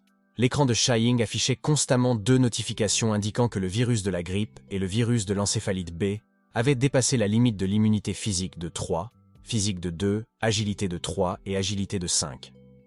Xing a ensuite reçu une notification indiquant qu'il avait gagné un buff négatif, ressentant la peur de la lumière et de l'eau, ainsi qu'une lenteur de la pensée et des mouvements. Il n'arrive toujours pas à interpréter ce qui lui arrive. Chen dit alors que le physique de Xing est vraiment bon, car le virus a mis du temps à agir. Chen demanda ensuite à Xing comment il se sentait face à tant de maladies. En entendant cela, Xing devint furieux et cria furieusement que Chen était un bâtard sournois et s'apprêta à l'attaquer. Mais Xing était si peu puissant cette fois-ci que Chen l'a facilement frappé avec une main marteau, et il a été vaincu. Chen a alors déclaré qu'il n'était pas sournois, car il avait déjà dit à Xing qu'il avait différentes façons d'attaquer, et c'est dommage que Xing ne l'ait pas cru. Il commença alors à dévorer le corps entier de Xing et lui dit qu'il continuerait plus tard. Il ne le déçut donc pas. Le virus de la lumière noire avait achevé son éveil initial, augmentant considérablement ses attributs et devenant les attributs de base du corps du monarque du virus. Il reçut également une notification indiquant que sa capacité de dévoration de la lumière noire avait évolué, et qu'il pouvait désormais choisir de voir une partie des souvenirs de sa cible avec une faible probabilité d'obtenir l'une des compétences maîtrisées par son adversaire. Pendant ce temps, Chen était heureux, car les bonus d'attributs fournis par le virus de la lumière noire étaient passés d'une utilisation active à des bonus d'attributs de base, ce qui était un énorme avantage pour lui. Chen alla ensuite voir combien d'attributs avaient été ajoutés. Auparavant, c'était 30% de force en plus, 20% d'esprit en plus, et 100% de régénération en plus. Lorsqu'il vérifia, il fut heureux de constater que chaque élément avait été augmenté de 20%. Et qu'ils avaient tous été ajoutés à ses attributs de base. Il ramassa ensuite la griffe de Xing, et ce faisant, Chen se demanda s'il ne pouvait aller plus s'amuser, car les personnes ordinaires ayant des attributs de base inférieurs à 5 étaient trop fragiles pour lui à présent. Il regarda ensuite la description de la griffe de zombie de Xing et vit qu'il y avait des équipements, des plans et des consommables. Chen pensa donc que Xing était un homme très chanceux et qu'il avait dû éliminer des zombies mutants. Sinon, il aurait été impossible pour Xing d'avoir des attributs et des équipements supérieurs aux siens. Chen a ensuite précisé qu'il s'agissait d'un plan de production au niveau de la mer, et que l'attribut chance de Xing devait donc être très élevé, mais tout cela lui appartient désormais. Dans toute cette agitation, il faisait déjà nuit. Alors que Chen sortait du parc à conteneurs, il s'étonnait que son talent soit passé de E à SSS, et que les rumeurs des 3 événements étranges ayant été très gratifiantes. En même temps, il avait pris le contrôle de Ziwang, le futur seigneur de Jiangchang. Voyant Chen arriver, Ziwang ouvre la portière de la voiture et lui demande de monter.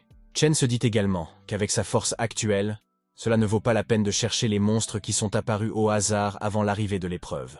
Chen a donc décidé qu'à cette époque, il devait simplement essayer d'organiser et de préparer le développement après l'avènement. La scène se déroule ensuite dans la maison de Ziwang, le jour où le procès va commencer. Chen se tenait près de la baie vitrée, regardant à l'extérieur, attendant le début du procès. À ce moment-là, quelqu'un frappa à la porte, et Chen leur ordonna d'entrer. Ziwang, Lang et Sujin entrèrent tous les 3. Ziwang dit à Chen qu'ils avaient terminé à temps tout ce qu'il leur avait demandé.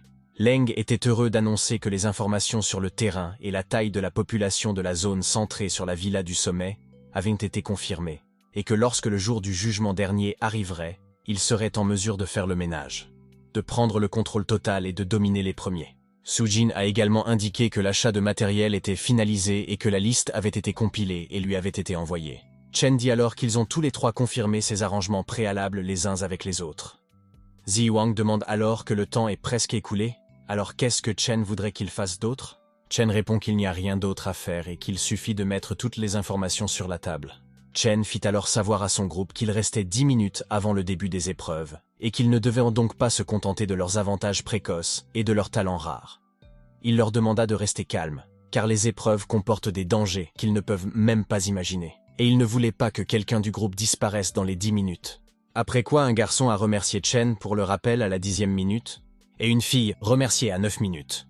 Lentement, ils ont tous exprimé leurs remerciements et ont partagé leurs pensées à chaque minute, en comptant vers le début du procès. Lorsqu'il resta 10 secondes, Chen demanda à Ziwang et aux autres de venir jeter un coup d'œil à l'atmosphère extérieure. Cette scène tranquille et paisible allait bientôt devenir de l'histoire ancienne, et la fin du monde approchait. Avec chacune des phrases de Chen, 1 seconde s'écoulait. Lorsqu'il reste 5 secondes, Songjae dit à Leng qu'elle a un peu peur, ce à quoi Leng répond à Songjae qu'elle n'a peur de rien. Lentement, 4 secondes se sont également écoulées, et soudain, la lune est devenue rouge vif, signalant le début des épreuves. Le procès Blue Star Doomsday commence officiellement.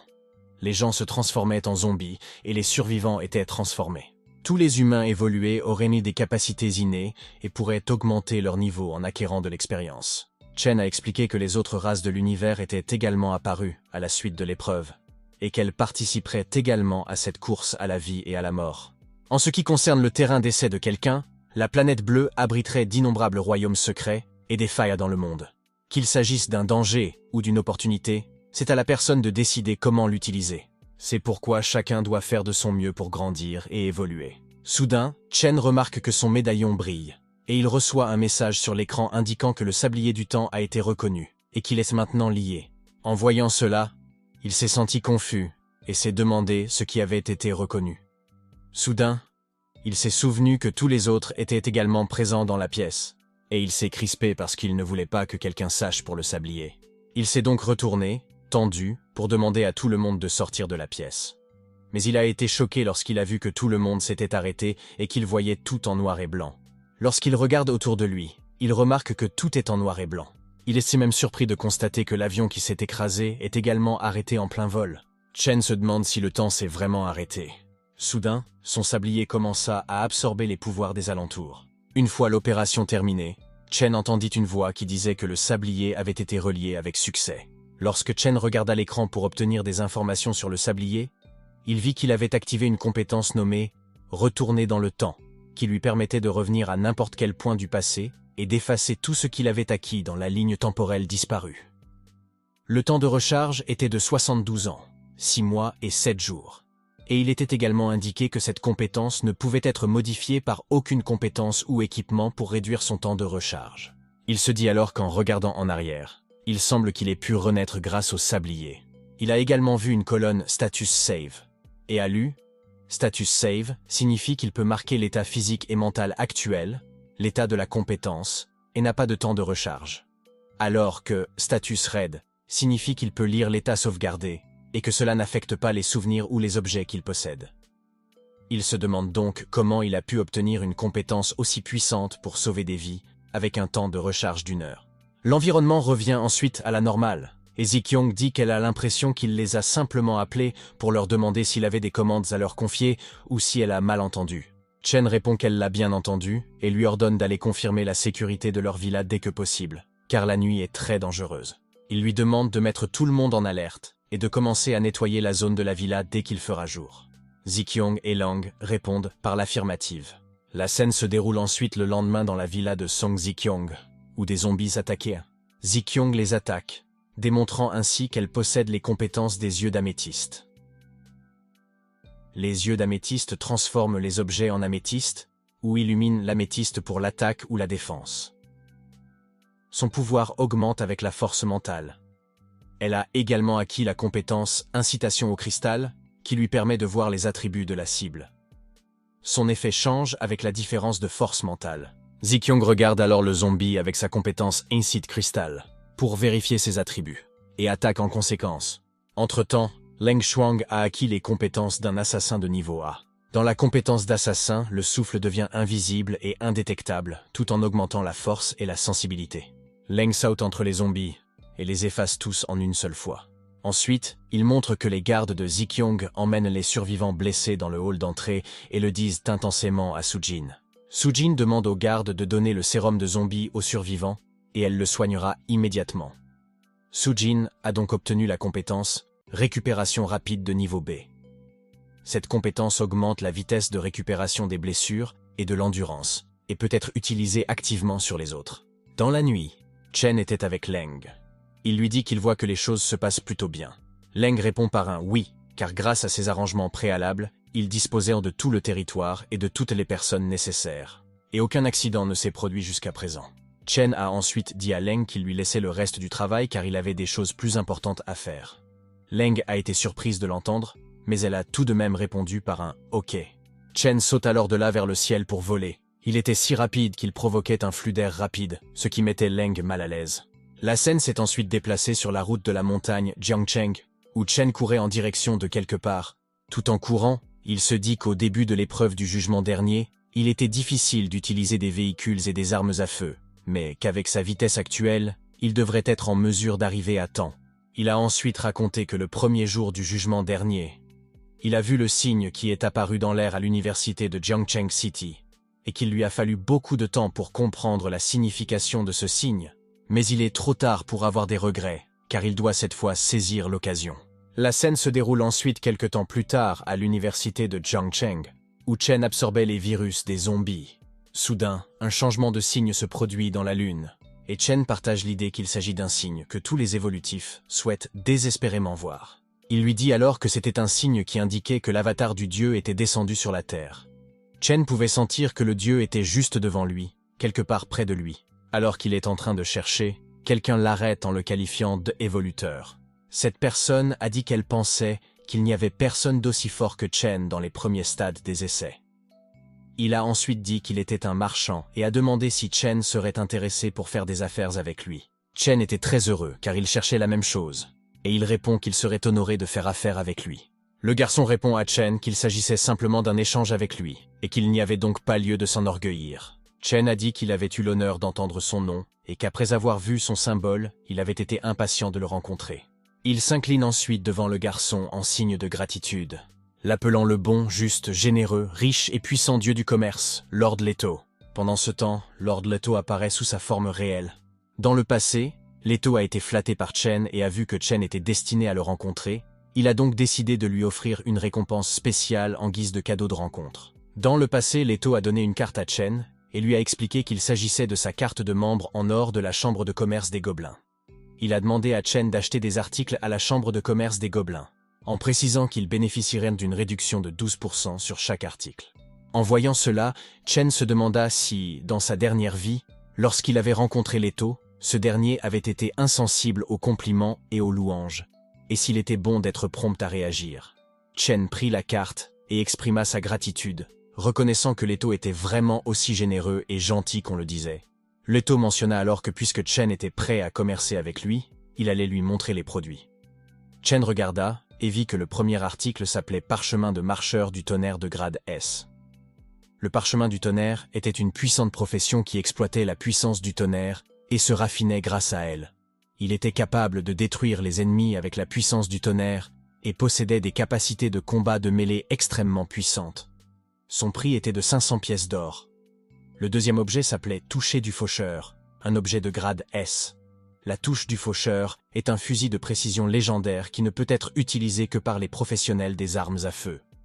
Il a été créé par le dieu nain, un ami proche des gobelins et du dieu du commerce, Leto. En voyant les objets, Chen fut stupéfait et remarqua qu'il s'agissait du parchemin de profession de marcheur du tonnerre de sa vie précédente, ce qui indiquait qu'il avait été acheté là. Chen réalisa également que Leto possédait de nombreux autres objets professionnels précieux. Chen s'est donc excusé auprès de Leto, expliquant qu'il voulait toutes ces choses, mais qu'il ne pouvait pas se les offrir pour le moment. Leto répondit de manière compréhensive, mentionnant qu'il savait qu'au début des épreuves, les évolvers n'auraient pas beaucoup d'argent en main. Leto rassura également Chen en lui disant que ces produits n'étaient pas de la camelote et que Chen devrait travailler dur pour s'enrichir. Il exprima son impatience de revoir Chen à l'avenir. Chen réfléchit à ce qu'il allait répondre, mais il remarqua soudain que Leto revenait sur ses pas. Chen arrêta Leto et lui dit que même s'il n'avait pas les moyens d'acheter ces produits, il avait entendu dire que les dieux ne pouvaient pas participer directement aux essais et qu'ils devaient investir dans des êtres évolués pour faire du profit. Chen demanda alors à Leto s'il était venu avec l'intention d'investir. Leto a été impressionné par la perspicacité et les connaissances de Chen. Leto a alors demandé à Chen s'il voulait ses investissements. Chen répondit en mentionnant qu'il avait entendu parler d'un trésor entre les mains de Leto, hautement considéré par tous les dieux, et qu'aucun évolver ne pouvait le refuser. Il demanda alors à Leto de l'investir en lui, l'assurant qu'il ne le regretterait pas. Leto répond en affirmant qu'un investissement doit être rentable, ce que tous les dieux convoitent. Il a demandé à Chen ce qui lui faisait penser qu'il pouvait offrir plus que ce qu'il valait. Leto lui dit alors que même si Chen était son admirateur, il ne s'engagerait pas dans une affaire qui lui ferait perdre de l'argent. Chen se transforma donc en sa forme évoluée, avec la main marteau et la griffe, et demanda à Leto de l'examiner pour lui montrer ce dont il était capable. Leto était fasciné de voir le talent classé au niveau SSS. Leto déclara ensuite que Chen avait un talent particulier, comme il n'en avait jamais vu, ce qui rendait le terrain d'essai de l'étoile bleue très intéressant. Leto admit que c'était tentant pour lui, mais qu'il n'avait pas l'intention d'investir autant dès le départ. À la surprise de Chen, Leto dit d'accord, décidant de lui donner une chance et conseillant à Chen d'en profiter. Leto mentionna que si Chen n'était pas doué et n'avait pas l'aura des autres dieux, il n'aurait pas accepté. Chen demanda s'il pouvait recevoir le précieux investissement immédiatement, mais Leto répondit par la négative. Il expliqua que le talent ne représentait pas nécessairement l'avenir, citant que parmi les dieux, il y en avait qui n'avaient pas un talent de niveau A. Leto insista sur le fait que pour recevoir son précieux investissement, il fallait d'abord avoir un talent de base. Leto insista sur le fait que pour recevoir le plus haut niveau d'investissement, Chen devait prouver sa valeur par sa propre force et sa propre croissance. Soudain, l'écran de Chen afficha une notification. Le dieu des gobelins et du commerce, Leto, lui avait confié une mission de rang SS, l'investissement ultime. Leto demanda à Chen s'il voulait l'accepter, et sans hésiter, Chen accepta directement la demande de mission. Leto donna une pièce à Chen, expliquant qu'à chaque fois que Chen accomplirait la tâche, il pourrait utiliser la pièce pour invoquer son ombre. Leto exprima alors l'espoir que Chen ne le ferait pas attendre trop longtemps. Chen demande alors à Leto s'il peut lui montrer le trésor que tous les dieux convoitent. Leto répondit par un oui et révéla le trésor, nommé le parchemin de la double procession. Le parchemin de la double procession permet à l'utilisateur d'avoir deux professions simultanément, ce qui permet à la croissance des attributs de la double profession, au bonus d'attributs, et aux compétences de prendre effet en même temps. En voyant cela, Chen fut stupéfait et se demanda s'il s'agissait vraiment d'une double profession.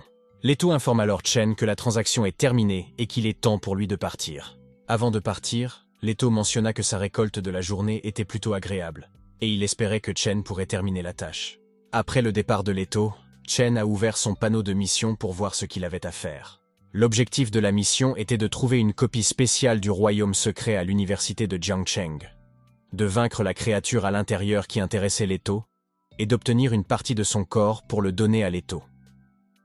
Chen remarqua que dans la zone des récompenses, il était écrit que la récompense serait décidée par Leto.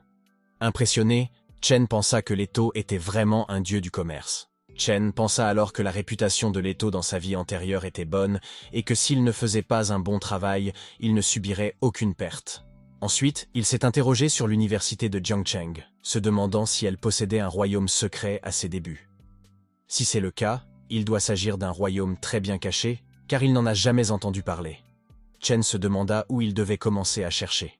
La scène s'est ensuite déplacée dans le gymnase de l'université de Jiangcheng, où certains garçons intimidaient d'autres garçons et d'autres filles.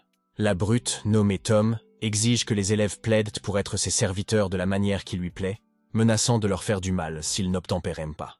Les élèves ont furieusement rejeté sa demande, affirmant qu'il ne le ferait que dans ses rêves et le traitant de bâtard de cochon. En entendant cela, Tom s'est excité et a menacé que s'il voulait en se faire anéantir, il serait heureux de le faire. Il les a également rassurés en leur disant de ne pas s'inquiéter, car il ne les laisserait pas mourir si facilement. Une jeune fille nommée Mia, camarade de Tom, s'est approchée de lui et lui a demandé d'arrêter, disant qu'il allait trop loin. À la surprise générale, Tom l'a frappé à son tour, en lui disant de ne pas s'en mêler. Soudain, une explosion se produit dans le mur, ce qui a pour effet de crisper tout le monde. Chen est sorti de l'ouverture et a confronté Tom, lui demandant s'il avait battu ses étudiants. Tom a souri et l'a fièrement admis, en demandant si Chen n'aimait pas ça. Au moment où Tom leva les yeux, il fut stupéfait de voir Chen s'approcher furieusement de lui, brandissant un pouvoir incroyable. Chen a frappé Tom d'un coup de marteau, en lui disant d'aller se faire voir. Voyant Tom en difficulté, son ami a essayé de l'aider en combattant Chen, mais Chen l'a également vaincu rapidement. Pendant qu'il les maîtrisait, Chen demanda si l'un d'entre eux appartenait à la faculté de médecine, car il cherchait quelque chose, et avait besoin de l'aide de quelqu'un qui connaissait bien la faculté de médecine. Les étudiants ont répondu par la négative, précisant que l'un d'entre eux était ingénieur civil et que d'autres étaient des étudiants étrangers. Cependant, une jeune fille nommée Jia a pointé du doigt Mia et a rappelé que Mia était étudiante en médecine. Voyant cela, Mia se crispe et supplie Chen de ne pas lui faire de mal, insistant sur le fait qu'elle n'a fait de mal à personne. Ensuite, Mia a commencé à dire des choses étranges, comme qu'elle aimait la nation du dragon, et elle s'est décrite comme étant blanche avec un cœur excité, et qu'elle était très excitée dans son cœur. En entendant cela, les élèves des garçons se sont mis à rire, tandis que l'élève de la fille s'est senti gêné. Mia a demandé à Chen de l'épargner, promettant de faire n'importe quoi en retour. Jia répète que Mia n'a rien fait de mal, et qu'elle a même essayé d'arrêter les deux hommes. Chen a répondu qu'il comprenait. La scène s'est ensuite déplacée vers le matin, où Chen dit à tout le monde qu'à l'exception de Mia, ils peuvent tous partir. Il leur dit qu'à leur sortie, ils devraient suivre la piste des cadavres de zombies, jusqu'à la villa Jiangcheng Dongshan, et signaler qu'il s'agit de Chen Bai. Les gens là-bas s'occuperaient d'eux. En entendant cela, ils devinrent tous tendus, s'inquiétant du fait que la ville était pleine de zombies, et qu'ils ne pouvaient donc pas s'y rendre. De plus, ils ont souligné que la villa Dongshan était loin de l'université, et qu'ils craignaient de mourir en chemin. Chen les rassura en leur disant qu'il avait éliminé presque tous les zombies sur le chemin, et qu'ils n'avaient donc pas à s'inquiéter car ils ne seraient pas en danger. Il mentionna également que puisqu'ils étaient tous des survivants, ils seraient doués pour tous ceux qui se trouvaient là. Chen fit remarquer que s'ils étaient trop effrayés pour affronter les zombies maintenant, que feraient-ils lorsque les zombies et les monstres commenceraient à se multiplier? Ils seraient comme morts. En entendant cela, ils furent tous stupéfaits pendant un moment. Jia remercia Chen en comprenant ce qu'il essayait de dire. Puis tout le monde est parti. Pendant que tout le monde partait, Mia a demandé à Chen pourquoi elle ne pouvait pas partir avec eux et pourquoi il la gardait là. Chen n'a pas répondu. Mia se sentait gênée, se demandant si Chen la gardait là pour des raisons romantiques. Mia conclut alors qu'elle comprenait que les étudiants du royaume du dragon aimaient les filles étrangères, et que Chen devait être dans le même cas. C'est pourquoi il l'avait gardée avec lui. Elle a ensuite demandé à Chen de ne pas utiliser la violence contre elle, car elle serait son cheval le plus sauvage. En entendant cela, Chen sourit et dit à Mia qu'elle l'avait mal compris, car il n'était pas intéressé par un cheval avec 1 million de cavaliers. Il lui demanda ensuite si elle n'avait pas entendu ce qu'il avait dit auparavant, à savoir qu'il avait besoin de quelqu'un pour l'aider à trouver quelque chose dans le département médical. Mia s'est sentie gênée à ce moment-là et s'est excusée, admettant qu'elle était tellement effrayée qu'elle n'avait rien entendu. Puis elle a furieusement crié à Chen, disant qu'il ne pouvait pas l'insulter comme ça, car elle n'avait pas été chevauchée par des milliers de personnes. Elle a rapidement ajouté qu'elle n'avait été montée par personne jusqu'à présent, et qu'elle pouvait le prouver. Chen a répondu par un « ok », comme s'il avait compris. La scène s'est ensuite déplacée quelque temps plus tard au stade de l'université de Jiangcheng, où Mia a dit à Chen qu'elle était fatiguée d'avoir tant marché et lui a demandé s'il pouvait faire une pause. Chen a répondu par un non et, à sa grande surprise, il lui a tenu la taille, expliquant qu'il devait aller vite et se mirent à courir. À ce moment-là, sa chemise est tombée par terre et elle a même crié à ce sujet. Mais Chen ne l'a pas entendu. Au bout de quelques minutes, ils atteignent le bâtiment de recherche du département médical, où Mia, un peu frustrée, a crié après Chen, l'accusant d'être trop pressant. Elle a expliqué que si elle ne s'était pas pris les pieds dans sa chemise à ce moment-là, il aurait été très embarrassant pour elle de se retrouver en sous-vêtements. Chen lui demande alors s'il s'agit du bâtiment de recherche. Mia a répondu par l'affirmative, expliquant qu'il y avait une salle de recherche au 3e étage où seuls les professeurs pouvaient entrer. Elle a ajouté qu'elle contenait de nombreux échantillons et des informations sur les bactéries et les virus. Elle a également mentionné que celui qui se trouve sur le côté et qui va sous terre n'était pas un garage. C'est la maison et l'incinérateur de M. Ushi. Elle a supposé que s'il y avait quelque chose de caché dans le département médical que les gens ne connaissaient pas, c'était le seul endroit auquel elle pouvait penser. Chen répondit qu'il comprenait et lui demanda de le suivre. La scène s'est ensuite déplacée dans le laboratoire de recherche sur les virus de l'université, où se trouvaient de nombreux types de virus. En voyant cela, Chen fut impressionné et remarqua qu'il ne s'attendait pas à ce que l'université Jiangcheng possède un tel trésor. Il commença alors à absorber tous les virus et remarqua que la plupart d'entre eux étaient des virus pelucheux. Mais cela ne le dérangeait pas car il s'agissait tout de même d'une université. L'écran de Chen montra qu'il avait gagné suffisamment de virus de la grippe et le nombre de points nécessaires pour transformer la grippe en compétence diminua. Enthousiaste, Chen pensa à faire un essai. Après la mise à jour, il réussit à obtenir la compétence de grippe. Cette compétence libère un virus de la grippe qui infecte une cible dans son rayon d'action, réduisant tous les attributs de la cible et ajoutant une condition négative. De plus, elle interrompt les chances, l'accumulation et la visée lorsqu'elle est déclenchée. En lisant des informations sur le virus de la grippe, Chen s'est senti heureux car il était puissant, avait des capacités d'interruption et offrait un contrôle puissant, surtout avec l'ajout de l'effet d'éternuement. Chen réalisa alors qu'en parcourant l'arbre des virus, il n'avait pas prêté assez d'attention à la réalité des virus, et il semblait qu'il devrait faire plus attention à cet aspect lors de ses futures mises à jour. Chen pensa que le niveau SSS était vraiment terrifiant. Il réalisa alors qu'il lui restait quelques points de virus, et considérant que l'épreuve du dieu gobelin ne devait pas être simple, il décida de les utiliser pour augmenter sa force. Chen ordonna alors d'ouvrir l'arbre de compétences du virus de la lumière noire. Il débloqua 2 compétences, le vol et la concentration. La compétence de vol lui permet de s'accrocher à n'importe quelle surface grâce au virus de la lumière noire, ce qui améliore considérablement son équilibre et son sens de l'orientation. La compétence de concentration améliore considérablement la vision dynamique et les réflexes, et double la capacité à contrôler tous les muscles du corps. Chen s'est ensuite interrogé sur l'expression « tous les muscles » et s'est placé près d'un mur pour en contempler la signification. Il a donc touché le mur et d'un seul coup, le mur s'est abîmé autour de la zone perforée. Mia en fut choquée et se demanda comment il pouvait faire cela d'un simple toucher.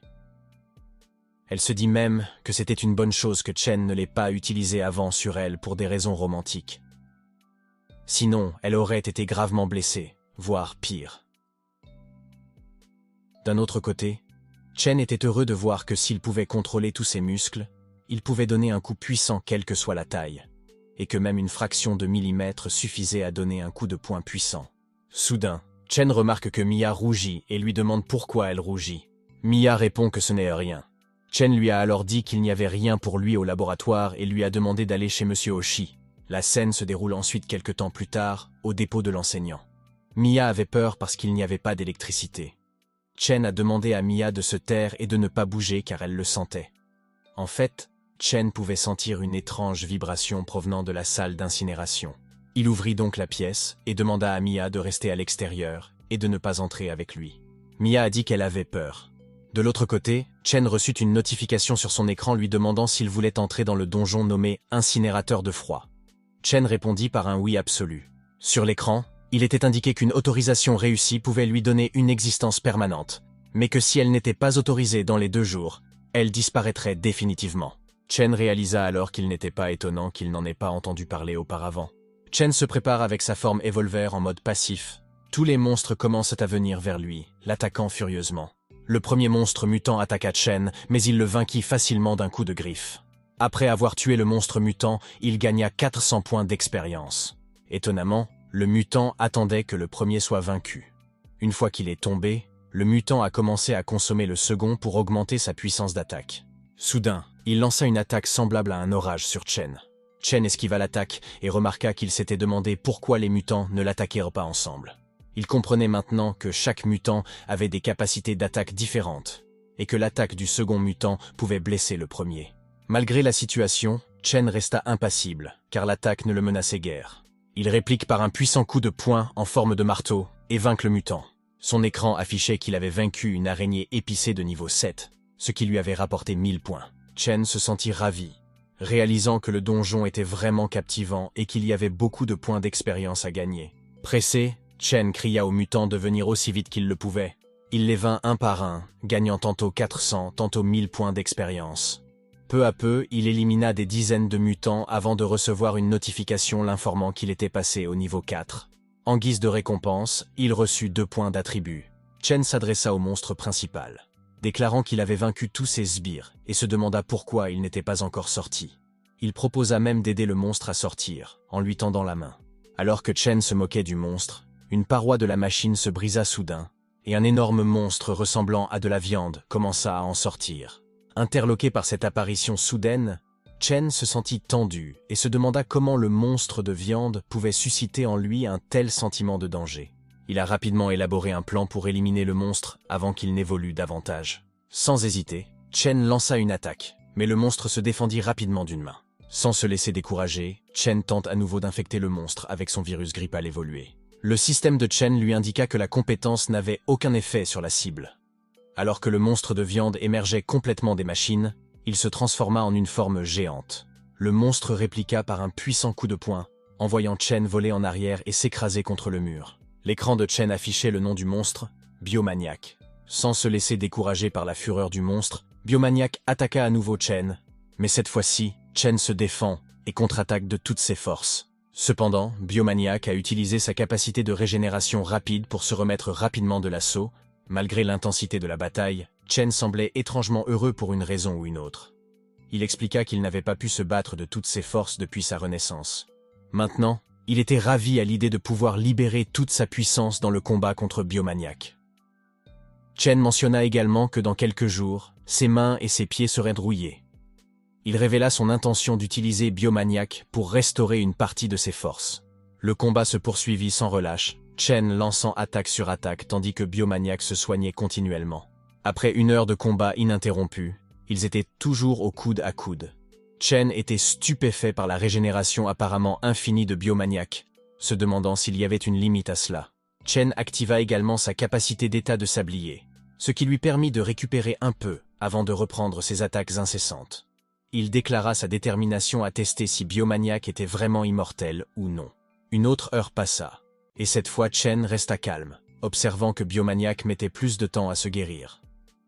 Chen commença à se demander s'il y avait une limite à la régénération de Biomaniac, et si le monstre ne finirait pas par cesser complètement de se soigner.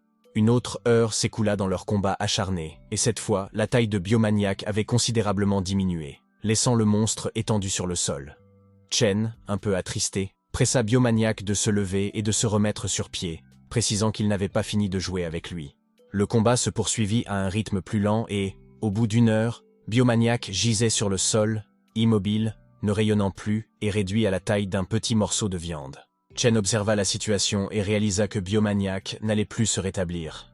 Avec détermination, Chen décida qu'il était temps de clore le chapitre de Biomaniac. Il piétina Biomaniac, l'écrasant en morceaux.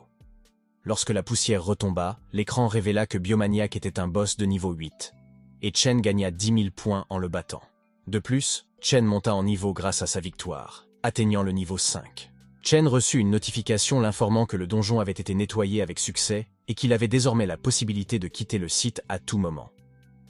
Son écran lui posa une question intrigante, à savoir s'il souhaitait télécharger la vidéo de la sortie du donjon en tant que guide vidéo payant, le paiement allant à l'auteur du téléchargement. Chen a accepté les conditions et a demandé à cacher son apparence, son nom et sa carte d'identité. La scène se déroule ensuite à la villa Dongshan, où Zikyong se fait masser par Sujin. Soudain, Zikyong a été choqué de voir une annonce dans le groupe de discussion. Une personne nommée White avait téléchargé la vidéo de déblocage du donjon mystère de niveau cauchemar appelé Incinérateur, et le prix de visionnage était fixé à 1 pièce de cuivre. Zikyong et Sujin, très curieux, ont décidé de regarder la vidéo ensemble. Pendant ce temps, d'autres pionniers se sont également connectés où qu'ils se trouvent. Une jeune fille a été stupéfaite par la vitesse à laquelle Chen a combattu le monstre. Elle a dû ralentir la vidéo pour l'observer attentivement. Certains spectateurs ont été impressionnés par les compétences de Chen Bai, tandis que d'autres s'inquiétaient de la vitesse de récupération du monstre, se demandant s'il était sage pour Chen de s'engager dans un tel combat. Cependant, une enfant pionnière se sentait heureuse de voir que Chen Bai s'était complètement rétabli après avoir vaincu Monster.